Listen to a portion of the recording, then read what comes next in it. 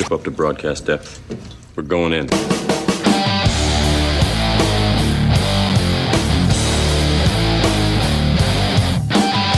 It's been a long time since I have hosted this show. This is my show. I've got Ryan. I've got Jack Napier. I've got Red Hawk. I have Red Pill Thor. I have some dude who looks like he belongs at the WWE.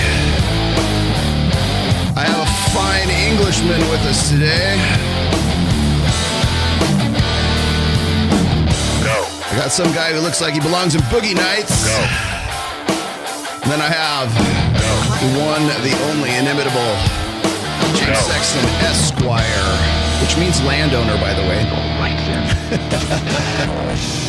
With me today, ladies and gentlemen, I present to you the Legion of Doom.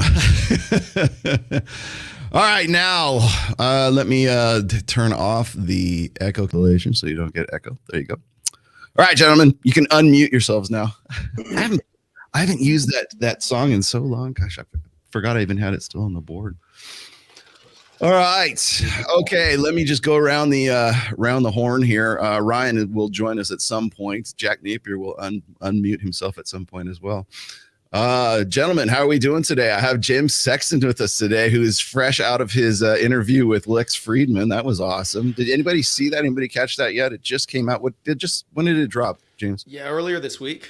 We did it we shot it last week in Austin, and 6.5 hours we talked with 2 5-minute bathroom breaks, and he edited it down to 4 hours. But yeah, it's doing well. How much got in from what you saw? A lot. I actually think this stuff he took out was probably where we went off on ridiculous tangents, because we're both movie buffs. So we went on a whole thing about how awesome Gary Oldman was in True Romance when he played the pimp. He took that out. But yeah. No, it was good. I mean, it was a great. Lex Lex asks interesting questions. I think he's more interested in asking interesting questions than trying to offer answers, and I always really like that. So it's good stuff. It's good stuff. People asking about where Cappy and Fitch is. If they drop in, they drop in. They have the link, but we'll see how it goes. Oh, and matter of fact, who we have here? Trent Lawrence has decided to join us. Yeah. Okay, so boy, we're gonna have an all-star cast here today. Right. This is the ugliest fraternity I have ever been to that's pledge. I have to tell you, this is we're the lead. They always say, "Oh yeah, it's the what is it? The Avengers Unite." No, this is Legion of Doom. Thank you very much. That's a good one. Does that make Matt Walsh Wonder Woman on the other side? Yeah, I was gonna say. So I wanted to call everybody together. Boy, man, whenever I do, everybody shows up, right? I wanted to do today's topic because I sort of started locking horns with a lot of these TRADCONs just recently, and I didn't even realize I was doing it until I had Jeremy Boring, who, by the way, is I guess one of the senior partners at Daily Wire. I didn't realize that. I was like, who is this newbie? No, wait a minute. No, it's that Jeremy. He's the guy who I believe locked horns with Steven Crowder not too long ago over his. Oh, see, here we go. Now we got John Fitch. John Fitch in the house, everyone. Yeah, geez, how many guys we got? 1, 2, 3, 4, 5, 6, 7, 8, 9. I got room for one more dude. They only let you have 10 people in that. You can take it, Rolo, as long as you want it. Yes. By the way, chat, if you guys have questions, especially for James. James has about an hour before he has to go to a deposition or something. I forget what he actually has a real job amongst all of us. He's the one with a real job. James has been James, let's just introduce you first. You have been doing divorce. You've been a divorce attorney for what, 20 years now? 22 years. 22 years. Going on 23. And I just did I guess it was kind of like an impromptu interview of you when I was up in Lake Tahoe. And I don't think people really remember our history such as it is. It was funny because I think I started using clips from your Soft White Underbelly interview. And then I don't know, I guess it got back. Maybe you just followed me and stuff. And then you reached out to me and said, hey, I'm that dude, remember? Well, you're actually, you're given like a kinder version of it. Like, let's just put it the other way, which is I wrote you like 2 years ago. And, either you ignored it or it ended up in your spam. Because I got the name, the word sex in my last name, so I end up in everybody's spam. Yeah. But I wrote like, hey man, love the books. Like really, just think you're great. Like there's a really interesting intersection with divorce stuff you should be talking about. I'd love to come on. Never heard anything back from me. And then I do the Soft White Underbelly. It's got like 3 million views, and I'm flipping through YouTube. I'm watching your stuff as I do anyway. And suddenly you're talking about me and I'm literally yelling at my TV going, I fucking emailed you, man. Like, what are you doing? Like, I'll talk. And he's like, I got to get this guy on the show. And I'm like, no shit. Thanks. So if he doesn't return your calls, it means he's a friend. Well, I emailed him again. He still didn't write me back. I don't know how. You're like finding El Chapo. It's like impossible. So I finally just went on one of your things and sent a $50 like whatever chat. So I just said, hey, this is my email address. I'm trying to get hold of you. And then you wrote me like 10 minutes later. Yeah, so I hit you back. And then you'd be a hard guy to assassinate. That's all I can say. I'm like, who is this dude? And then I'm like, oh, it's that guy. Yeah, but we ended up having a pretty good, about 3-hour conversation up in we rolled through it, man. I think we probably could have gone 5-6 hours. See, that's the great thing is there are a few people who can out talk me. You're one of them, and Mike Sartain is the other one. So, but we had a good conversation. And by the way, nothing but positive feedback on that. I mean, literally, there was. I'm usually looking at like held for like review kind of comments for like all of my shows and everything. Nothing in that one whatsoever. Everybody was like just glowing on that one. So. Yeah, it's crazy. The Soft White Underbelly interview with like 3 million views, it has, I think, like 24,000 comments. And I haven't read all of them by a stretch, but I would say it's like, 95% of them are positive, and it hit a nerve, with people. I think, even the Lex thing, I think it hit a nerve with people. And I think people appreciate that I'm not just, I don't want to say talking out of my ass, but I'm not just sort of speculating philosophically. I'm pointing out what is actually happening in the chair in front of me in 22 years of practicing divorce law, and what's happening in courtrooms, and what's happening with actual people, like the women who come in and explain to me why they cheated, the men who come in and explain to me why they cheated or why they got cheated on or what was going on in their marriage. And, people lie to their therapists, people lie to their friends, people lie to social media on the daily, but you don't lie to your lawyer. Lying to your lawyer or your doctor, it's like the two stupidest people to lie to, because there's confidentiality attached and our only job's to protect you. So, people tell us the truth. And so I'm trying to broadcast that truth without betraying the confidentiality of any of my clients, because I think this is a time where truth is in, high demand and scarce resource. So, that's one of the reasons I've always liked your work, Rollo. I think you're very authentic. So. Thank you very much. So I wanted to sort of gather the tribes here today because, like I said, I was sort of coming under fire from I don't know why I'm actually personalizing this, but I had Jeremy Boring was coming after me, just kind of indirectly, I think, and of course Matt Walsh has to pile on, and all of a sudden you got Michael Knowles is coming in at me, and I'm trying to think who else was involved in all of this. Who else is running you up the flagpole? Who else is running me up the flagpole this time? Jeremy, Ben, right? Daily Wire. Router's quiet. Candace, of course. Candace, one stars. They all come in though, don't they? Well, Candace is lying low right now because of her, like she shows, or she hates on Crowder, which, by the way, the quote unquote leaks are out now, which James and I have discussed privately, which I'm not touching with a 10-foot pole just at this point. But then so she comes at Crowder like really hard for his divorce and all that stuff. And then she just gives this glowing, loving softball interview to the Tates, or to Andrew Tate, and just loving on him to death.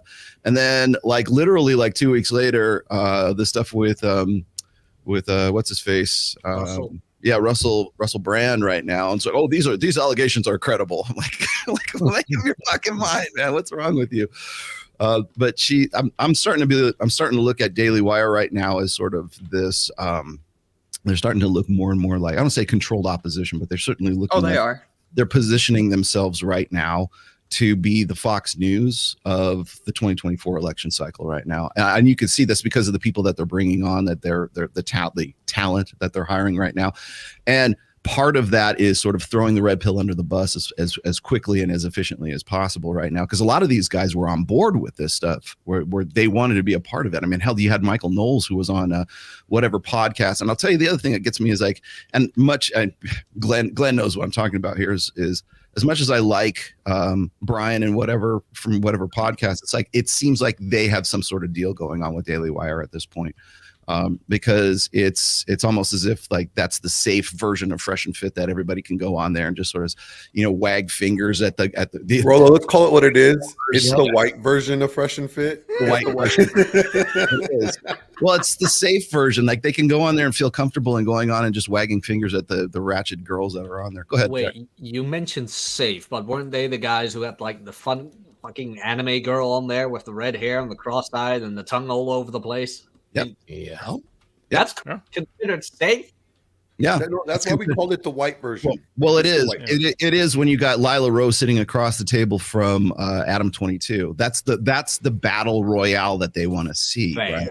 Because it's this sort of traditional conservative, big con is what Steven Crowder called it when he was having his war with Daily Wire.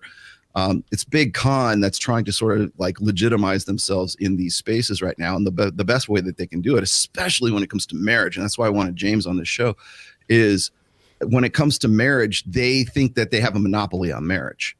And they think that they have some sort of like holier than that. Like it's what I would expect because they did. They want conservative sex dolls. They did more or less. Yeah. And so like when I'm calling them out and saying, well, if you guys really feel as strongly as you do, why don't you come out to Las Vegas and sit across the table from me and James and Michael Sartain, and we'll talk about this live in real time. And nobody wants to do that. Of course, they all want to have it on their show recorded so that they can pick and pull whatever clips that they want out of it. And I don't it's funny. It's funny how they behave exactly like the left does when they were trying to debate the left about all these topics not so long ago. Yeah. Ryan, quote, boot. I'll leave me out of this one. I'm trying to take it serious. Yeah. Let's do it. Before we jump in here, though, I want to just sort of go around the horn here and see, like, I've been married for 27 years. I've got one kid. So we have to get our married man daddy cred out of the way really quickly. Jack, I know you're single. You have no children. So you have no seat at this table. Ryan, you've been with this. What's your situation, Ryan? And how long married? It's been about 14 years, and I don't talk about the F trophies on here at all. I think anybody who mentions they have kids online, no offense, is kind of ridiculous. It's like, isn't there supposed to be pedos everywhere? Isn't that what they rant about? And then meanwhile, they show pictures of their kids every chance they get. It's like, pick a lane, sir. I know. I got into a bidding war with Matt Walsh. He's like, I have 6. Of course, he's going and fighting Pearl right now. Oh, I saw that. Pearl has no kids, never been married, 26, 27 years old, and she's going to tell us how to be a good wife.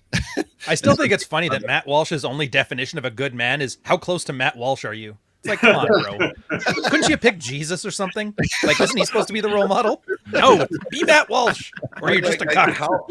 Seriously, like you have played. I'm the best. I am the best person to marry. Be like me. Exactly. Well, I got into a bidding war. It's almost like playing poker with Matt, because it's like he's like, I've been married for over a decade and I've got 6 kids, and I'm like, damn, I was like, holy shit. Nobody says over a decade unless it's like 10 years and 6 months. By the way, yeah, it's like, what a flex. Hey, I've done something for like the bare minimum amount of time to be considered in. Yeah. I mean, like guys complaining, like I've had a girlfriend for 2 weeks. I don't think a decade's that long. To be honest, no, I don't think it's not. The odds of marriage. I don't think a decade's really that long. James, what's the average duration of a marriage before divorce happens, for the first divorce? 10 years, first marriages usually breaks right under the 10-year mark. It's like 7 to 13 is like the big window, and that kind of makes sense because people marry. they have a year or two, then they have kids, and then by the time the kids get to school age is when like the wheels have really come off and people start to have, you know, the autonomy that they're spending a little more time outside the home and going like, oh, maybe there's something more compelling happening outside of here. So, you know, but I'm always like, whenever somebody flexes on the fact that, you know, I've been married 10 years, I've been married 15 years, it's like, okay, like that's, you know, I don't know that you're happily married for that period of time. And, you know, someone's been married 10 years and has 6 kids. So she's been pregnant for like the majority of your marriage, essentially, when you do the math on that, you know, which again, you know, listen, you can never tell from the outside how a marriage is doing. I mean, all of these people that are just endlessly talking about how great their marriage is and how their marriage is better than somebody else's marriage. Even Crowder. They're in my office having consultations. You know, they're all the people that say, I've had people on Andy Cohen on Bravo talking about, oh, we don't have a prenup. Yeah, you do. I wrote it. Like you have a prenup. It's in my safe in my office. It's just not filed anywhere. So you're full of shit, you know. And you may be shocked to learn that, you know, people in the media space are in fact often full of shit. And playing a character. And wait, what? Yeah, I know. I'm sorry to shock you. But I actually think this whole thing is a conspiracy because I think they're just going to release like Jeremy's engagement rings. Like there's going to be some Jeremy's thing on Daily Wire where they're like, oh, we're selling this now. In addition to the razors, you get an engagement ring if you pay this price. I think they're wouldn't be surprised. But I think Rion's exactly right. Rion's got it right, which is Matt Walsh's gauge of people is how closely do they resemble his particular ethics and his particular life choices. He's a big fan of beards. He's a big fan of anything he's a big fan of, you know, Roman Catholicism, you know, and we can go like Pax Christi tattoo, you know, we can compare them, he and I. We've got similar Catholic themed tattoos. I went to Catholic school my whole life before, even the Jesuits, you know, Fordham University. I couldn't get enough of them. For my legal education. But I mean, look, I think at the end of the day, this is just such a, they've all just drank the Kool-Aid on a very safe message. I don't think I'm surprising anyone in this Legion of Doom to know that a lot of wives and girlfriends would rather that men in their life watch the incredibly sterile message of Matt Walsh and of Ben Shapiro and of that whole group who are all married, who are all religious or purported to be religious, you know, who are all this very safe and sterile. I get it. Like, I don't blame a woman for being like, oh yeah, my guy's church going, synagogue going.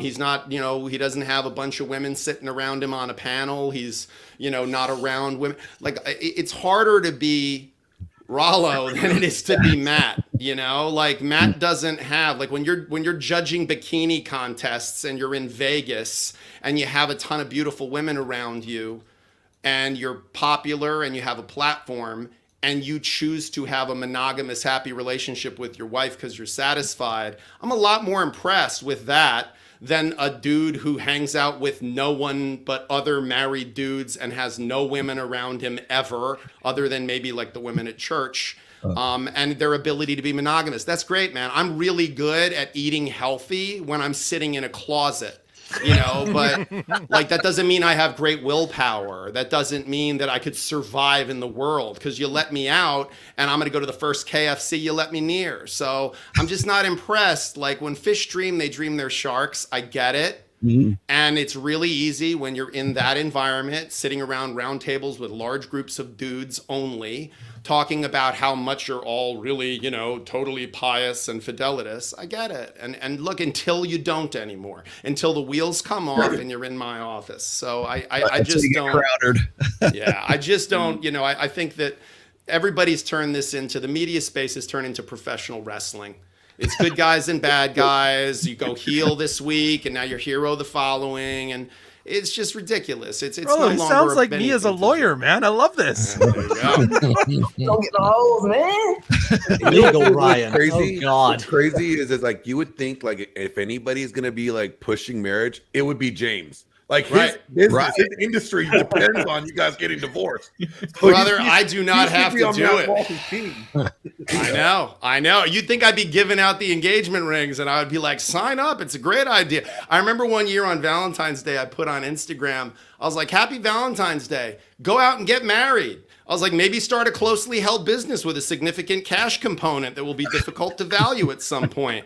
Have a bunch of kids. If you're concerned that he drinks too much, just marry him and have kids. I'm sure he'll change. Don't worry, you know? Like, but the truth is, like, I have job security no matter what, because people just are going to keep banging and they're going to step on the same landmines over and over again.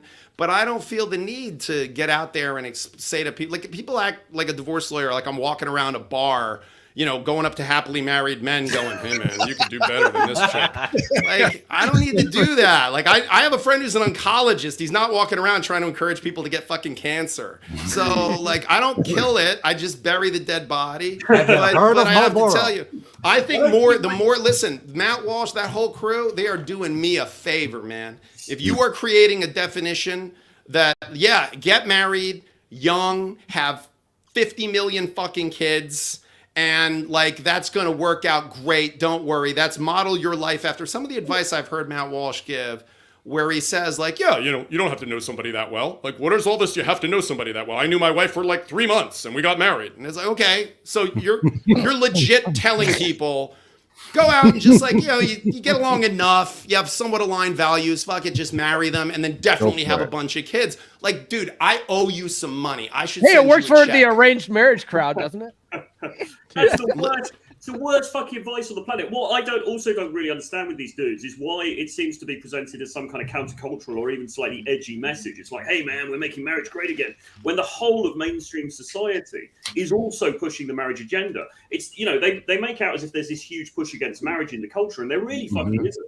The only people who are somewhat skeptical about it are people probably on this podcast, which, you know, let's be frank, I mean, is a fairly small, you know, in terms of the general media, we're a fairly small sort of sector of that. And some of the people on this panel are fucking married anyway. So I don't know where they get this idea that marriage is sort of pushed against. So we've got to protect marriage because everybody fucking wants to do it anyway. They're like lambs to the slaughter, you know, for the most part. Yeah, the left is pushing. They wanted gay marriage, so they got that. Yeah. Right, which by the way was like for divorce lawyers. We want everybody to be married. Divorce lawyers, we were like, well, let gay people be as fucking miserable as heterosexuals. Like, what's their like make them like they're having way too much fun. Yeah, they're having, and for us, oh my god, it was like for divorce lawyers, it was like people having like for a dentist a second mouth being discovered somewhere else on people's bodies. Like double my customer base, great, you know. But you know, I totally agree with what Troy's saying. I mean, the reality is that no one's been anti-marriage in this space, in the red pill space. It's such an oversimplification to suggest that people are anti-marriage. Anti-marriage, though, they need us to be anti-marriage to be that bad guy.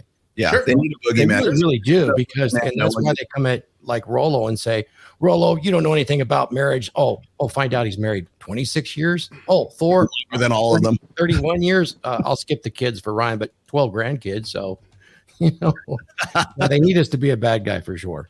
Well, it's like what they want is they want us to do marriage their way. They're like, no, keep the system going. The government depends on child support agencies and, you know, collecting alimony, and we have the lawyers like James that need to get fed too. So just keep the system going. Starving lawyers like James. Yeah, instead of saying like, no, how about it's insanity to do the same thing over and over again, expect different results. James, what's funny, Glenn, is when you say like, you know, they want us to do marriage their way. I don't know that they're doing marriage their way. Oh, good call. This is like what way are they doing marriage that's different than Rollo or anybody's marriage? Like, there's kind of only one way to do marriage, which is marriage is a legal status conferred by the state. If you signed on the line that was dotted, you're fucking married. What you do in that marriage, no one's ever going to know. Not even, by the way, spoiler alert, not even the two people in the marriage very often know what the hell's going on in the marriage. Like a lot of times, you know, so marriage is just the union of two people. I don't know that there's a right way to do a marriage, a wrong way to do a marriage. Like whenever I speak places, there, you know, people who say like, well, what's the better way for people to? I'm like, listen, for you, what's the right way? For me, what's the right way? There are people whose marriages, you know, it's a very personal thing. It's like diet or exercise. What's the best diet? I don't know. For who? For me? For my body? Or for your body? Like we're not the same person. The right marriage for people, it's not a universal question. So the bigger issue is they're just trying to vilify a group of people so they can be the good guy and we're the bad guy. And the bad guy feminists is were busy in the Ukraine, so red pill's what's here. Of course. And I've heard Matt Walsh now talk a million times about no-fault divorce, and no-fault divorce is the fault of it. I don't think he even has the vaguest understanding of what no-fault divorce even means. His suggestion that like somehow, you know, it would stop divorce if we got rid of no-fault divorce. No, I practiced matrimonial law for a decade while we were still a fault state. All it did was made me an extra 10, 20 grand on every case because we would have to litigate the issue of fault. So I would have to put witnesses on the stand to talk about the fact that the marriage fell apart. So if you really feel like you want that for me, I mean, I appreciate it, Matt, but like getting on and doing your, you know, we're canceling divorce lawyers, that's our daily cancellation. Like that's the most preposterous. You're approaching it from a completely wrong angle, which shows how completely ignorant you are of the subject. And you wouldn't actually have a debate one-on-one. Like I'm different than Rollo. I'll come to their studio. I'll sit down with them anytime I'm invited. I will sit down and talk because I get paid to argue. And I don't have someone giving me a teleprompter to read with facts that I don't even vaguely understand. James, so I will happily have that. Can I ask professional, a professional. Can I ask you a question? Do you think that marriage is possible at all now in terms of the longevity, just because of all the options that people have got and all the temptations that people have got? You know, if it's not really working well, I can just go on Tinder and find someone else. So fuck it, let's break it up. Mm-hmm. And I suppose that leading on from that, do you think that marriage ever really worked? In other words, did long-term monogamy that was put into a contract ever really work? Or was it just that people were forced to stay in it before and now they're not? And so it's just falling apart at the seams? Yeah, I think it's a great question. I would say that I think marriage has new and different antagonists than it used to have. I think marriage has always had antagonists. I mean, I've said it before and I'll say it again. You know, whatever your religious perspective is, theoretically, God gave us 10 rules. And he spoke to us and said, okay, here's 10 rules. Don't kill, honor the Sabbath. The only thing he repeated twice was don't fuck people you're not married to.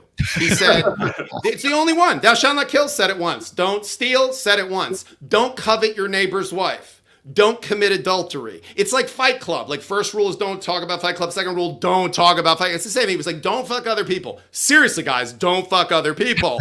So, I mean, this has clearly been a problem for a long time. Like even if you believe the 10 Commandments are made up, okay, 2,000 years ago, someone made that up as a rule. Like that's a pretty, like they said, oh, when God spoke, he said this twice. So this has been going on for a while. So I think every generation, marriage has different antagonists, singles bars, phone sex. Now it's, like if you listen to Stevie Wonder's song Part-Time Lover, which is about someone having an affair, like it's almost quaint to listen to it now, because now it wouldn't be all these weird machinations of like call up, ring once, hang up the phone to let me know you made it home. Now it'd be just text me and let me know you got in. So I think everything has changed. But that being said, I think marriage can be successful, of course. It's just not something that's as scalable as we as a society are trying to pretend it is. Marriage is, and I've said this 100 times and I'll say it 100 more, marriage is like the lottery. You are probably not going to win. Okay? You're probably not going to win. Don't make that your 401k. You're probably not going to win. But if you win, what you win is so great that I don't blame you for buying a ticket and trying. I personally don't buy lottery tickets. But when somebody says, yeah, I played the lottery, hey man, somebody's got to win. And you know what? As long as you're not blowing money that you need for food or to put shoes on your kids' feet, you're not hurting anybody. Go out, give it a try. So I always tell people, listen, marriage, when it works, when you have somebody who's married 20 plus years and they're still crazy about each other, that is the exception, not the rule. But when you do it, it's phenomenal. It's phenomenal. So why not buy the ticket, take the ride, but have a prenup? Wear a fucking seatbelt, guys. You can be a safe driver, but wear a seatbelt. Well, question for you. Go ahead. I was gonna say, this is hold that thought, Ryan. This is the kind of conversation that I think that like guys like Matt Walsh, they simply don't want to get wrapped up in right now. Glenn and I just did a show with the Iron Disciples, and we talked about marriage from sort of a biblical sense, a more religious side of things. And it's like I almost feel like I have to you treat them with kid gloves a little bit, because like if you get too real with the guys like this, then their whole mission statement really kind of falls apart. That's why whenever I throw out these challenges to have them like sit across the table from me on like Access Vegas or something like that, I know damn well they're not going to take that, because if they did, they would run into myself, and they would run into like the documentation, and just basically there's this mound of empirical evidence that points to saying, like, odds are, just what James just said, odds are it's the exception to the rule, not the actual rule itself. Like, James, just hold that thought real quick, Ryan. But James, I want to get into some statistics here really quickly. Now, when you were on with me, you mentioned that the divorce rate is now at what, 56%. 56% is the latest statistic. And I think people really need to like hammer that home, because think about what that means. That means 56% ended in divorce. That does not factor in the people who stayed together fucking miserable.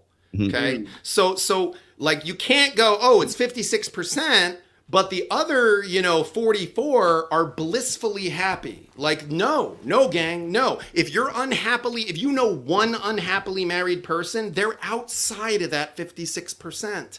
And the last time I checked, there were a lot of unhappily married people. Oh, my parents, they've been married almost 50 years. They fucking hate each other. That's so true. So true. And that's a choice. Listen, and again, you know what? Your parents may have decided, hey, you know what? I'm not looking for my marriage to be my primary joy-giving relationship. I'm going to hang out and run a home with this person and have family with this person and occasionally have meals with this person and grunt at each other when we pass each other in the hall.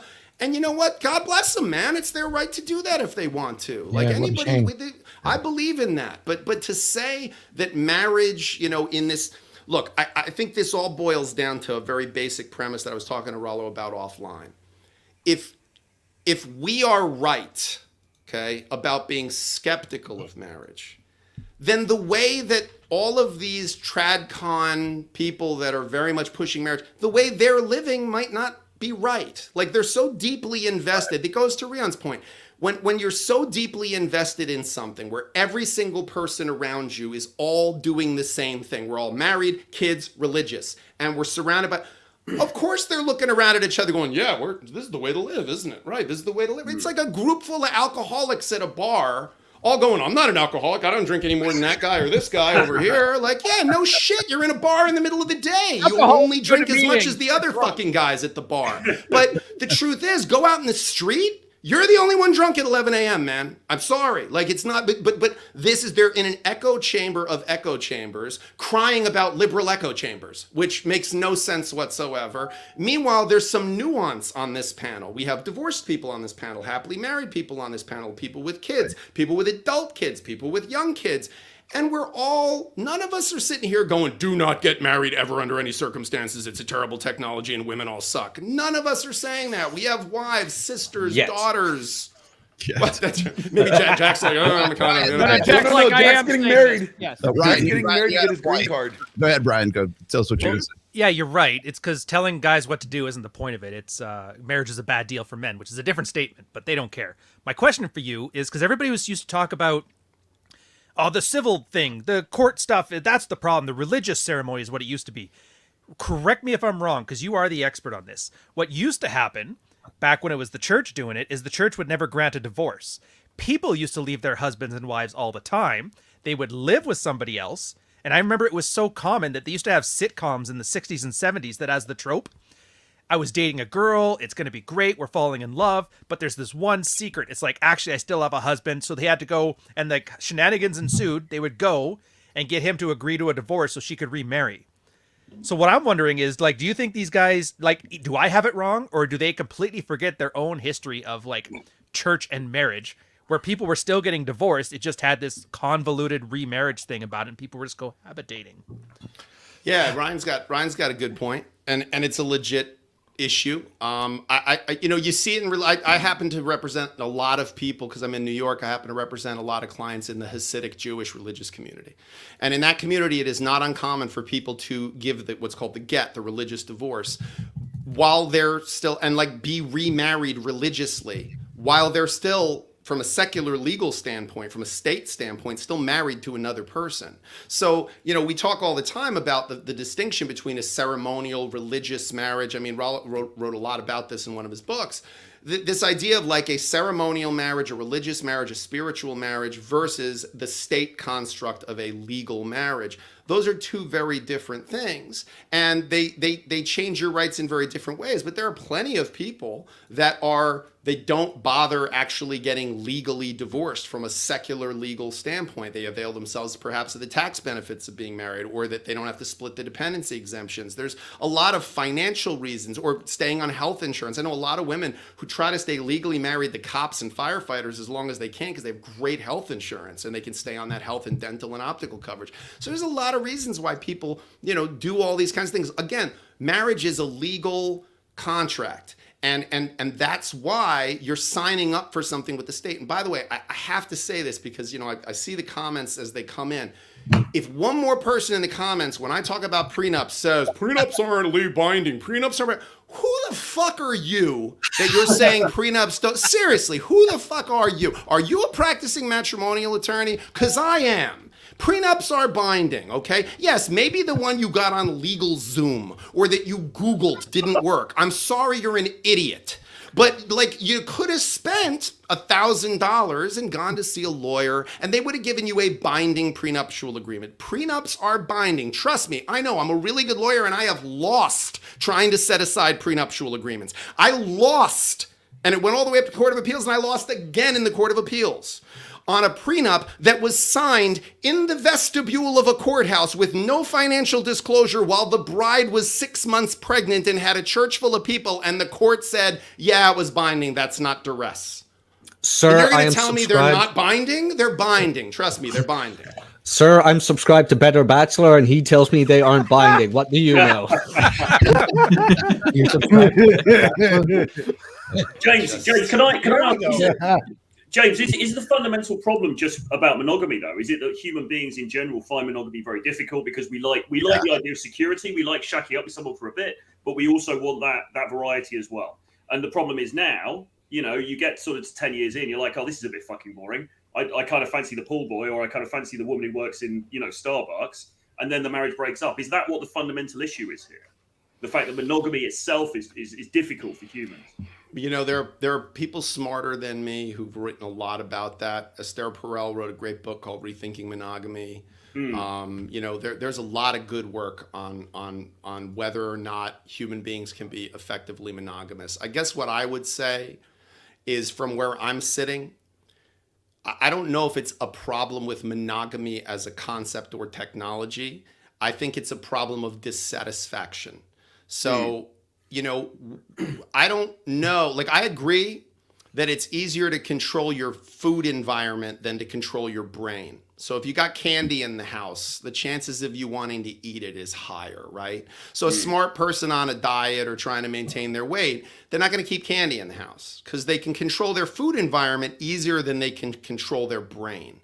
Well, it's kind of the same thing, right? If you're surrounding yourself with extremely attractive members of the opposite sex who are going to constantly, you know, make available to you the possibility of straying from monogamy, then you either want to avoid those environments or you want to make sure that your partner, like if my partner, if she was going to be in a position where she's going to be surrounded with a ton of men giving her praise on how beautiful she is, I would be smart enough to make sure she feels beautiful, to make sure that she knows that I value her beauty. And I don't think that's being a simp or a cuck. I think that's just fucking common sense, you know? Like I drive slower when the cops are behind me. Yep. You know, because even though I'm a lawyer, like, why wouldn't I? If I know the cops are behind me, I drive a little slower. If you know your partner is the kind of man who's going to be out in the world with women around him, that he's the kind of person's high value, he's going to attract people, you have a vested interest in unloading that fucking gun as often as you can and having him look at you as an object of desire who satisfies his needs. I don't think that you have to have a PhD to figure that out.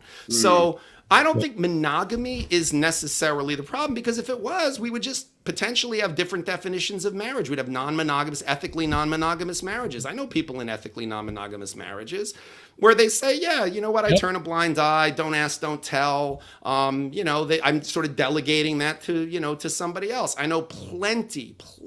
I mean, guys, you don't see it because it's not on social media. I have so many people who come in and they go, yeah, I just found out my partner had an affair and that's it. I want to file for divorce. And I always tell them, like, all right, pump the brakes. Like, we can if we need to, but let's just let this sink in and figure out what we're doing. And they end up reconciling, and they reach out to me 2 years later, 3 years later, and they're like, yeah, we got past it. You know, we weren't meeting each other's needs, and, you know, like, we're figuring out a better way to do it. And look, I don't think monogamy itself is great necessarily, and I don't think it's flawed necessarily. I just think it's a way of approaching relationships, and, you know, I think you should approach it diligently, vigilantly, like carefully. Man, that's really good. I do think you're absolutely right, James. Monogamy, a lot of couples, they have discretion when it comes to this. They have their public face. Yep, monogamous. Behind the closed doors, I think there's discretion, and I like how you put it. You know, I know many after, you know, at my age that have gotten through those things and quite successfully too. Yeah, I was also going to say real quickly here is that I think one of the problems that traditional conservatives are having right now is the definition of marriage has become so convoluted right now in the 21st century that they don't know. Everything is like, oh, well, we need to swing the pendulum back. Well, the fact of the matter is there's no pendulum to swing in the first place.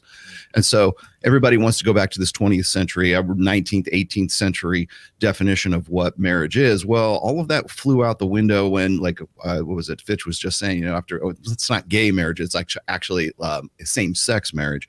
Because what that did is it said, okay, you guys can decide whatever the hell marriage is for you guys.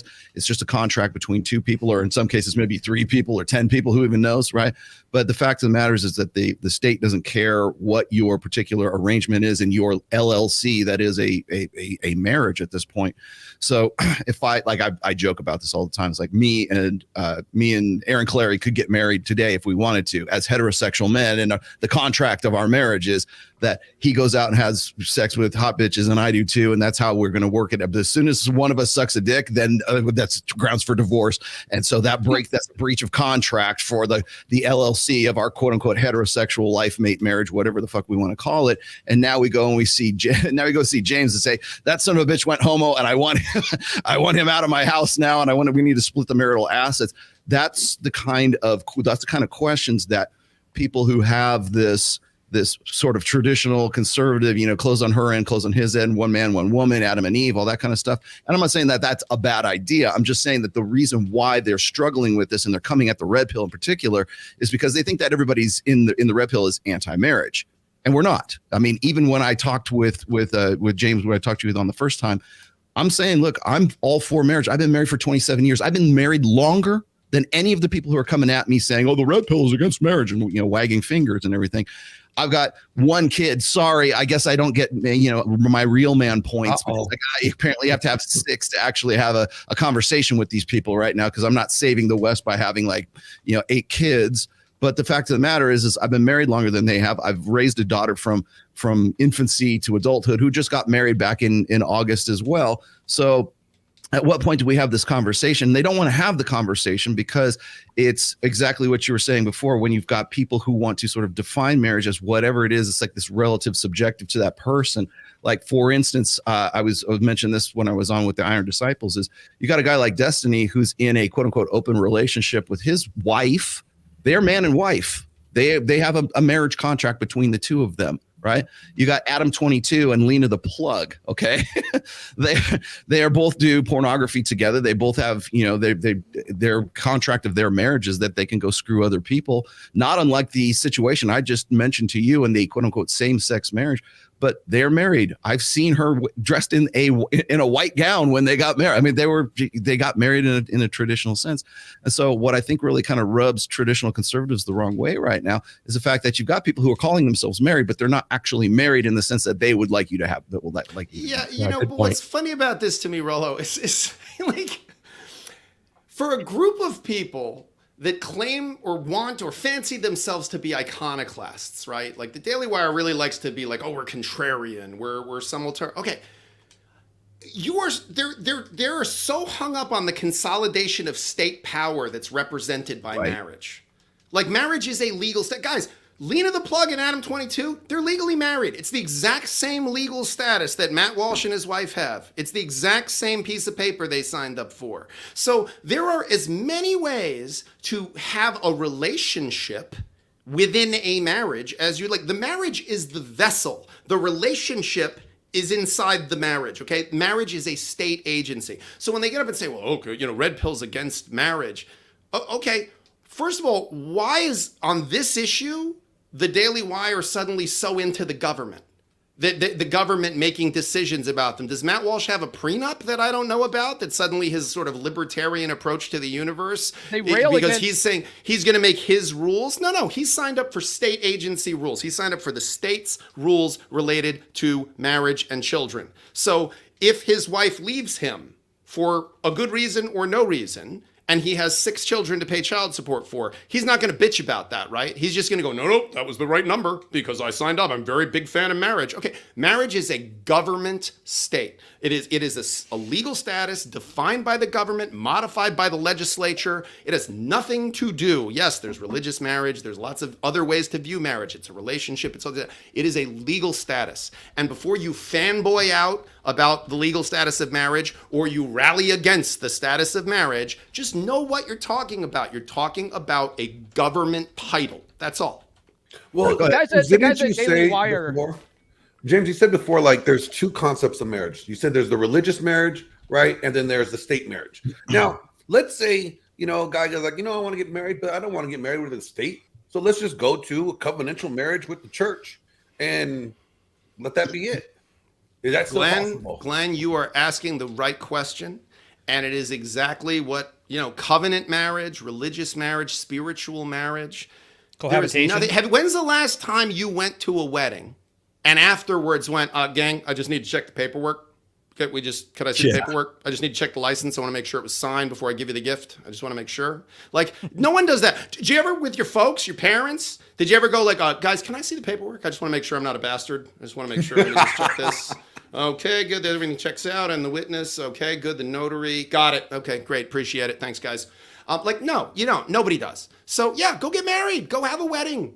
We got rid of palimony, guys. We got rid of marriage-like relationships. We got rid of the conferring marriage-related obligations onto non-married couples. Okay, that was one of the big side effects nobody noticed of marriage equality when we said, okay, same-sex marriage is going to be legal now.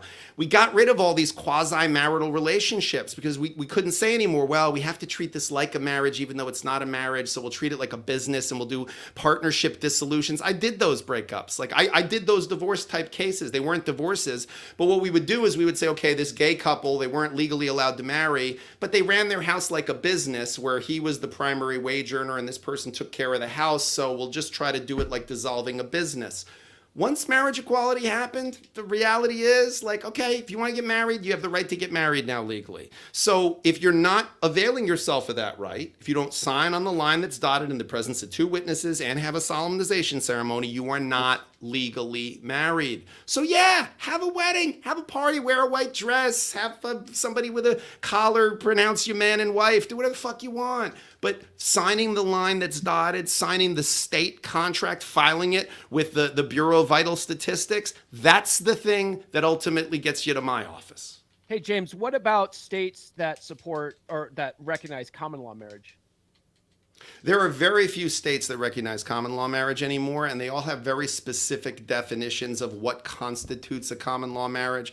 And if you happen to live in one of those very limited jurisdictions that has that, you should be availing yourself of knowing what that is. But like all of the major states where people would want to live, the common law marriage has been gone for ages. It's simply not the case anymore. The definitions of it are very specific. So it's like you have to what's called hold out, meaning that you were introduced this person as your wife or your husband, which by the way, you don't have to do.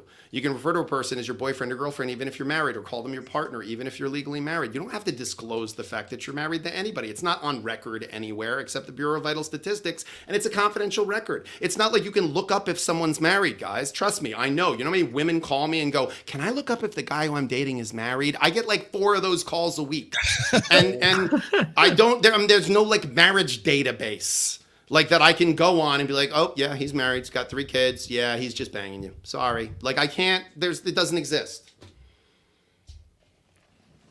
Let me try. I'm just gonna try to get some of these questions. Oh, this was a good one. Hold on a second. In New York, can assets be split 60-40 or 70-30 as New York is equitable division? Is unequal assets split common when kids are involved? Unequal split in New York is uncommon, highly uncommon. It usually only happens when there's been what's called wasteful dissipation of marital assets, meaning that someone spent a whole bunch of money on a boyfriend or a girlfriend. Or I had a case where I had a guy who gambled away like $800,000 of marital money, and so we managed to claw some money back to the marital estate. It is an equitable distribution state, meaning it doesn't have to be 50-50, but there's an abundance of case law in the higher courts in New York that says that equitable is presumed to be equal. So you have to overcome that presumption, and just the presence or absence of children does not overcome that presumption at all. It's assumed that people have children and are still going to divide their assets 50-50. Gotcha. Can you tell that story about when you went to what was it, the wedding conference or the wedding where you were going to set up shop and they wouldn't let you have a booth there? What was that about? Oh yeah. No, well, they have all these wedding expos. And when I was a young lawyer and I was starting my practice, I was trying to figure out ways to advertise, and I tried to be non-traditional about it because I was like, I wasn't going to join all these organizations where divorce lawyers all sit around with each other and jerk each other off, because I was like, none of those people are going to hire me. So I wanted to go around to places where people who might be getting divorced or might need the services of a divorce lawyer would be. So they have all these bridal expos, and they're huge. Like, it's a big, weddings is a big business. The wedding industrial complex is impressive. And so they have dresses and photographers and videographers and flowers and the gifts for the bridal shower and the gifts for it's such a business. So they have them at all these, the wedding expos at all of the convention centers, and they're huge. And you pay like $5-10 grand to have a booth at it, and then you can advertise your services. So I wanted to have a booth. And I was going to be very respectful, because I'm not a fucking idiot. Like, these people are going and they're getting married. Like, they're not going to want the merchant of death there. I'm not going to be like the Grim Reaper, like, someday you will need me. I wanted to do it as, hey, have you had the talk about a prenup? And just have a thing about, you're getting married. Do you want to have the talk about a prenup? And then give out a little pamphlet about marriage and what is, do you know what's about to happen to your rights and obligations? And maybe we should talk about a prenup. And I would be very respectful. I was going to be they would not let me have a booth. And I said, I'll pay the full amounts. I'll be very respectful. I'll let you approve my materials so that you see I'm not being antagonistic to marriage or discouraging anyone from being married. If anything, it's going to be complimentary to it. Nope. I offered to pay for a larger booth and still only take a smaller one, just to maybe if I give them slipping the maitre d' an extra $100. They would not let me in. And I tried it at 5 or 6 different wedding expos. Every one of them would not let me in. They do not want to puncture burst the balloon of the fantasy in any way, shape, or form. Jeez. So go ahead. Why aren't they pushing covenantal marriage? If it's going to be the more safer route for guys, right? Why aren't they pushing that? Why are they pushing the state around marriage? I think that they do it because they want to keep guys like you rich. Well, I think it's not just guys like me. I would call it the divorce industrial complex. I mean, first of all, the wedding industrial complex is huge. Wedding rings, engagement rings, marriage photographers, videographers, venues, catering. And then on top of that, when it gets, by the way, and it facilitates people getting on a track where now we're going to do, we're going to get pregnant. We're going to have baby showers, gender reveals. We're going to have a push present. We're going to have this facilitates the economic engine in a huge way. Capitalism very much loves marriage. We give dependency exemptions for having kids on your taxes. We give, tax cuts and better schedules of deductions for people who are married than we do for people who are single, or for married people who file separately. There's a whole financial incentive, of course. Divorce lawyers, yeah, sure, we'd be out of business if people didn't get married. But the truth of it is that there's a much broader economic picture happening here. Why does the state push marriage on people? you know, I shouldn't be bringing this to anyone's attention. If you haven't noticed, you need to wake up. Like, the state frequently pushes people towards things that are really fucking bad for them, you know? And why? Because our brand is chaos. I mean, you know, you make more on chaos than you do on peace. So, yeah, we're pushing people towards things that are unhealthy for them. Some of it, yeah, okay, you want a benign explanation. You don't want to be conspiratorial. Okay, it's just the lingering remnants of a cultural past that was very tied to religious narratives that frowned upon divorce. I don't think it's that anymore. I think those people didn't want me at that wedding expo. It didn't have anything to do with Jesus. I think it had to do with the fact that they don't want anybody to burst the bubble with reality. You know? It's interesting though. It's interesting though how you were saying before about the, you know, like the Daily Wire sees itself as being this iconoclastic thing, and some of the people on Twitter, you know, some of the TRADCON type people on Twitter will be like, yeah, man, the most rock and roll thing you can do now is get married and have a bunch of kids. You know, that's the new punk sort of thing. And yeah, like you said, this is actually something that is really pushed by not just the mainstream narrative, but actually by the state. I mean, this is something that's pushed on people by the state. So why are these people so sort of anti-government, anti-big government in all other areas? And then when it comes to marriage, they become these nodding dogs who just sort of roll over and take it. It's the narrative. It wants to keep them all in the plantation, whether it's the left or the right. Exactly. You still want to keep you plugged into the system. Because they don't care. You know, if they really wanted to make a change, they would encourage people to get religiously married and pull away and homestead and live in the country and govern yourself, you know, and starve the federal government to death. John is 100% right. I mean, look, this has to do with a sideshow to keep people. Look, this is could theoretically be a unifying perspective on the left and the right. People struggle with relationships. People struggle with finding a way to raise families, to have children, to have a family structure that's healthy, you know, that's intergenerational, you know, where you have your grandparents there, the older generation helping with kids. Like, this is the kind of stuff. We don't want people getting off the grid and having like real independence from the state.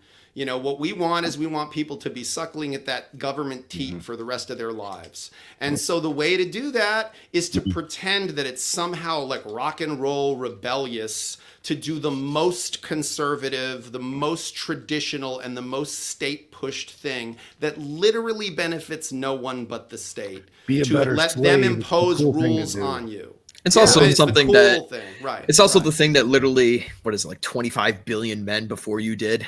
And most of them turned out to be like terrible people as well. You know, I mean, there's dads out there that trans their kids or whatever. It's like, all right, pal, you know, you had to have a better measurement of success than. Well, guys, what is red pill? What is red pill? What is the concept of red pill? You know, this group of people, this room of men that I'm sitting in, I guarantee I disagree with several of you about some very fundamental political issues. Guarantee it.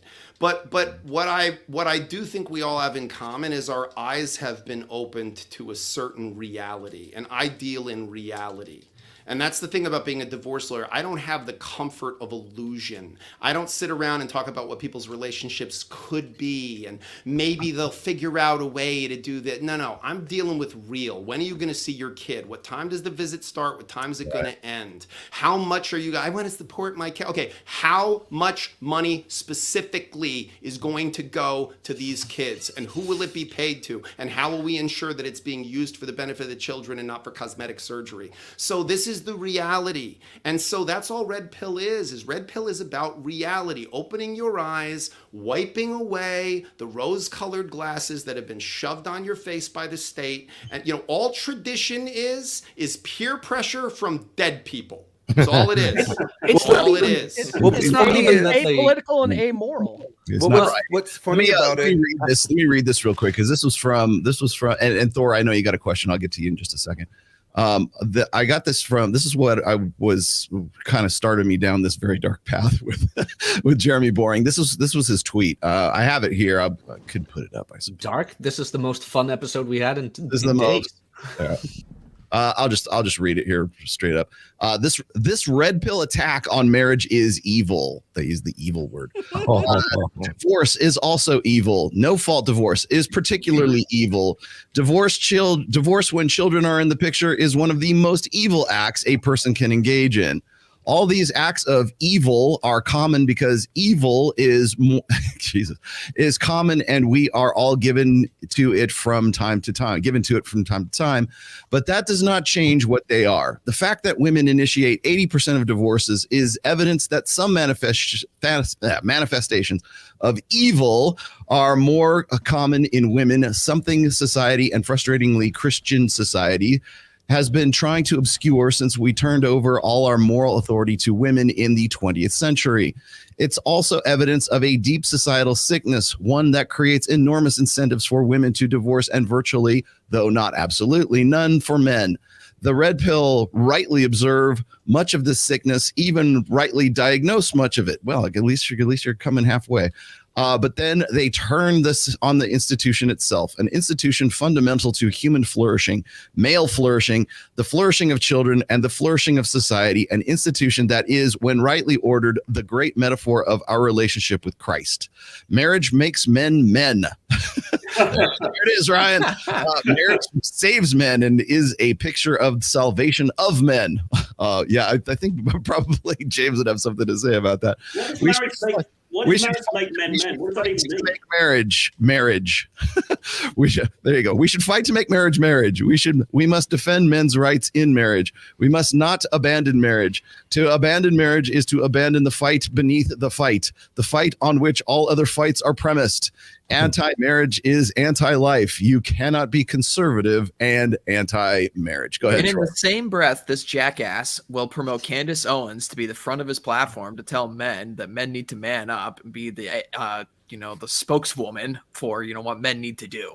This guy's full of shit. They all are at Daily Wire. I mean, it's fine rhetoric, but what does it actually mean? What does it actually mean to say marriage makes men? What does that even, how does marriage make men? What makes a man? Troy, I don't think we could make it any clearer for you. We should fight to make marriage. I mean, what part of that requires explanation? We should fight to make marriage, and it should be the most marriage-ish of marriages. It should be a marriage filled with marriageness. Serving only to marriage those within the marriage who are married, so that they will fullest come to the fruition of their marriageishness. And if you don't understand what that is, Troy, I can't break it down for you. I'm sorry. What's baffling here is these TRADCONs will quote the Bible, right? And then you'd be like, yeah, marriage, Bible, marriage. And I'm like, but wait a minute, Paul was never married. Actually, he said it's better for you not to be married. And he didn't have children. You can't control your dick, go ahead and get married. So it's like, was Paul not a real man because he didn't get married? Oh, I guess he wasn't a real man. Jesus wasn't a real man. George Washington wasn't a real man. Nikola Tesla wasn't a real man. So there's a whole lot of non-real men out there that these guys prop up and say that we got to obey and listen to what they say, but they must not have been real men at all. Every single they didn't get married. What about guys that got married and then got divorced? Are they real men? Because they're half a man. Does their man card get you have to have children to be a real man, which is BS. Well, again, though, all of these commentators fall back on this no-fault divorce thing, and it just shows me they have no idea what it means. Because when they say, well, no-fault divorce, I think what they mean is easy divorce, like the prevalence of divorce and the simplicity of obtaining a divorce. But that's not what no-fault divorce means. I feel like I'm in The Princess Bride. You keep using that word. It does not mean what I think it means. It does not mean what they think it means. But this shows me how unbelievably thin they've looked into this. I don't even think they went Wikipedia page level on this, where they looked at it and went, I'm for marriage. I mean, again, first question to ask any of these people that I love marriage. Marriage is great. Great. What state do you live in? Cool. What legal rights and obligations were conferred on you by the state when you married? Go. I'll wait. Yeah, that's why I said what I said to Michael Knowles. Listen, Raw, I love you, man, and I know you're happily married. If I said to you right now, tell me legally, the day you got married and signed that marriage license, what happened to your legal rights and obligations? You would have zero. Maybe you could guess a few of them, but you would not know what it did to your estate rights. I threw that out. Ownership rights. You'd be proud of me, James. I threw that out when I was locking horns with Matt Walsh and Boring and Michael Knowles and the rest of these guys. I'm throwing these questions out there, of course, and none of them are answering them, but I use your questions like what legal right? Do you know what legal liabilities you're signing up for when you get married? Meanwhile, it's the same group of guys that are like, well, I wouldn't put that COVID vaccine in me. I don't know what's in it. Okay, you don't know what's in your fucking marriage legally. I know. You have no idea what's in that. Twitter Let's that look at Michael marriage Knowles like it was a has never vaccine. Michael Knowles has never experienced family court, and it shows in everything that he talks about. And that's why I put it out in that tweet yesterday that he quote retweeted. And his response to that was, well, our answer is get into a religion that doesn't allow divorce. Like, that what? So what? Like 5 of them? I was like, that like the 5 people. What, so, wow! I didn't know he was so aligned with ISIS and Al Qaeda. That's really like a lovely thing for in America. That's a very conservative viewpoint, isn't it? Inshallah. But that doesn't work in America. We have all the religions here, and divorce still happens. So yeah, I was going to say is that like Christianity does not have a monopoly on marriage. I mean, they were getting married in like feudal Japan, like long before the Abrahamic religion. I mean, people, it's just something that human beings do. We formalize our monogamy in some way, shape, or form. So, like to say that the Christians are doing it, this is the way we ought to be doing things. Okay, you can make an argument for that, fine, but you do not have a monopoly on that because in dynastic China, long before any of this happened, they were still getting married. They're still doing the marriage thing in some way. But the other thing I was going to tell you, James, is I also threw out that question is what problems does marriage solve? I think we mentioned that in our, and of course, everybody wants to say, well, children, criminality and kids and stuff like that. And I go, yeah, that's involved fathers. Mm-hmm. Right. What problems does marriage solve? And there's never any real answer to that other than the fact that, well, it's in the Bible. And so therefore that's what we have to do. Well, I can answer that. That's the reality. I mean, look, with any of these kinds of questions, and I'm used to arguing with people of religious faith. And I think it's a wonderful, healthy thing to have a plurality of religious perspectives. I'm all for that. But the truth is, what I say to someone when we're having a debate, to determine if what they're saying is a matter of faith or if it's a matter of logic and reason, which I'm not saying faith is not a valid and important thing. I'm a fan of faith. I think it's wonderful. Faith is a great thing for people to have. And I even, I really defend people's right to have faith. I think it's a wonderful thing. But there's a difference between faith and logic and reason. And the way you can test it is you say to a person, what would you accept as proof that what you are saying is not true?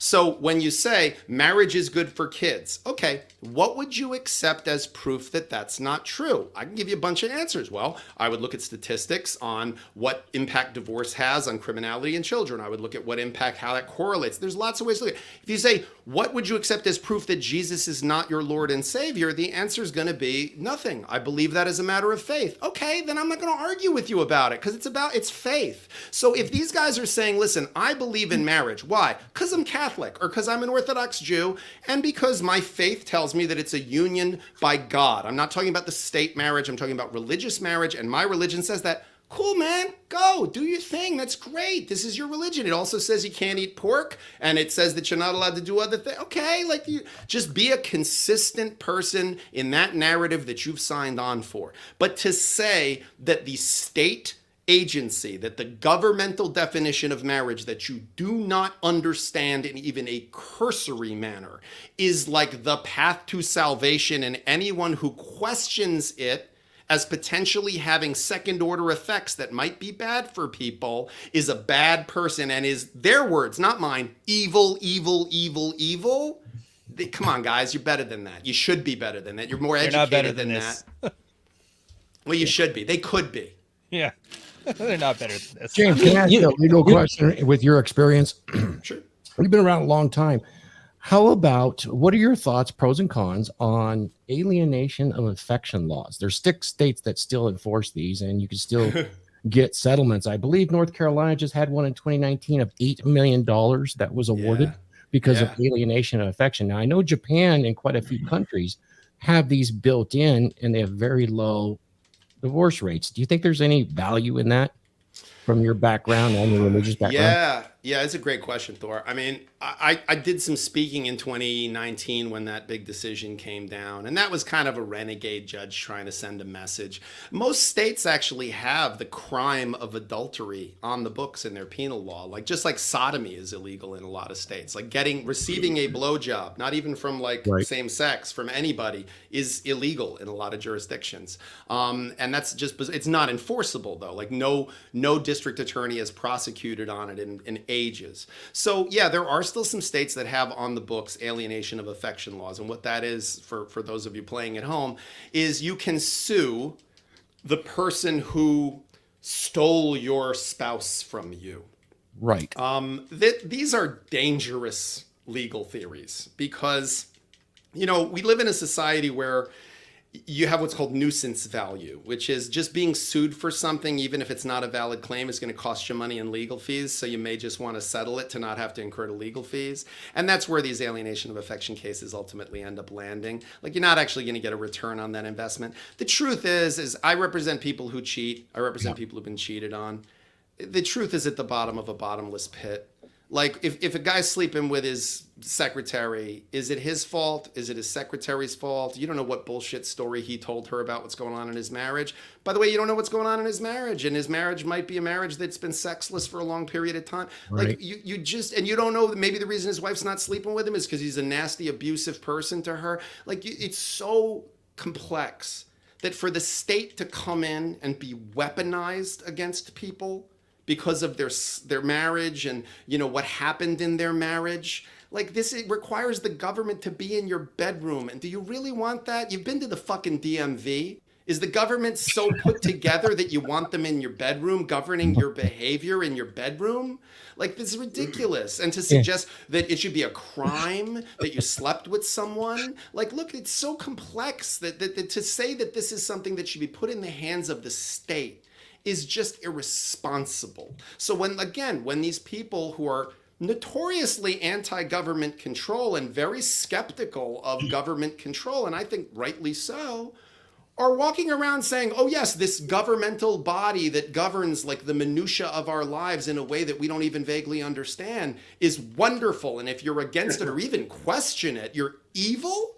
Evil? Really? Like not hyperbole much? Come on, guys. That's the big hypocrisy of Daily Wire, right? They'll sit there and rail against government healthcare because, the government's terrible at managing this kind of thing, but they're perfectly great at managing relationships. It's absurd. It's absolutely. Hey, all right, guys, I have to throw this in there.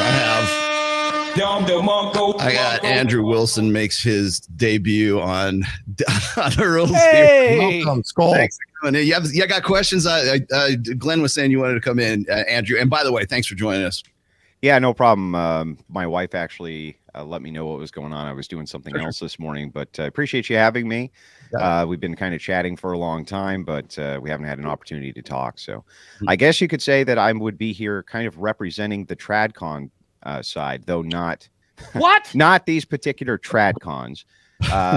Let him speak. Yeah, I think that the TRADCONs have actually a better message than this. Descriptively, we kind of agree with the degens on this, that marriage needs to be necessarily fixed, and it does need to be fixed.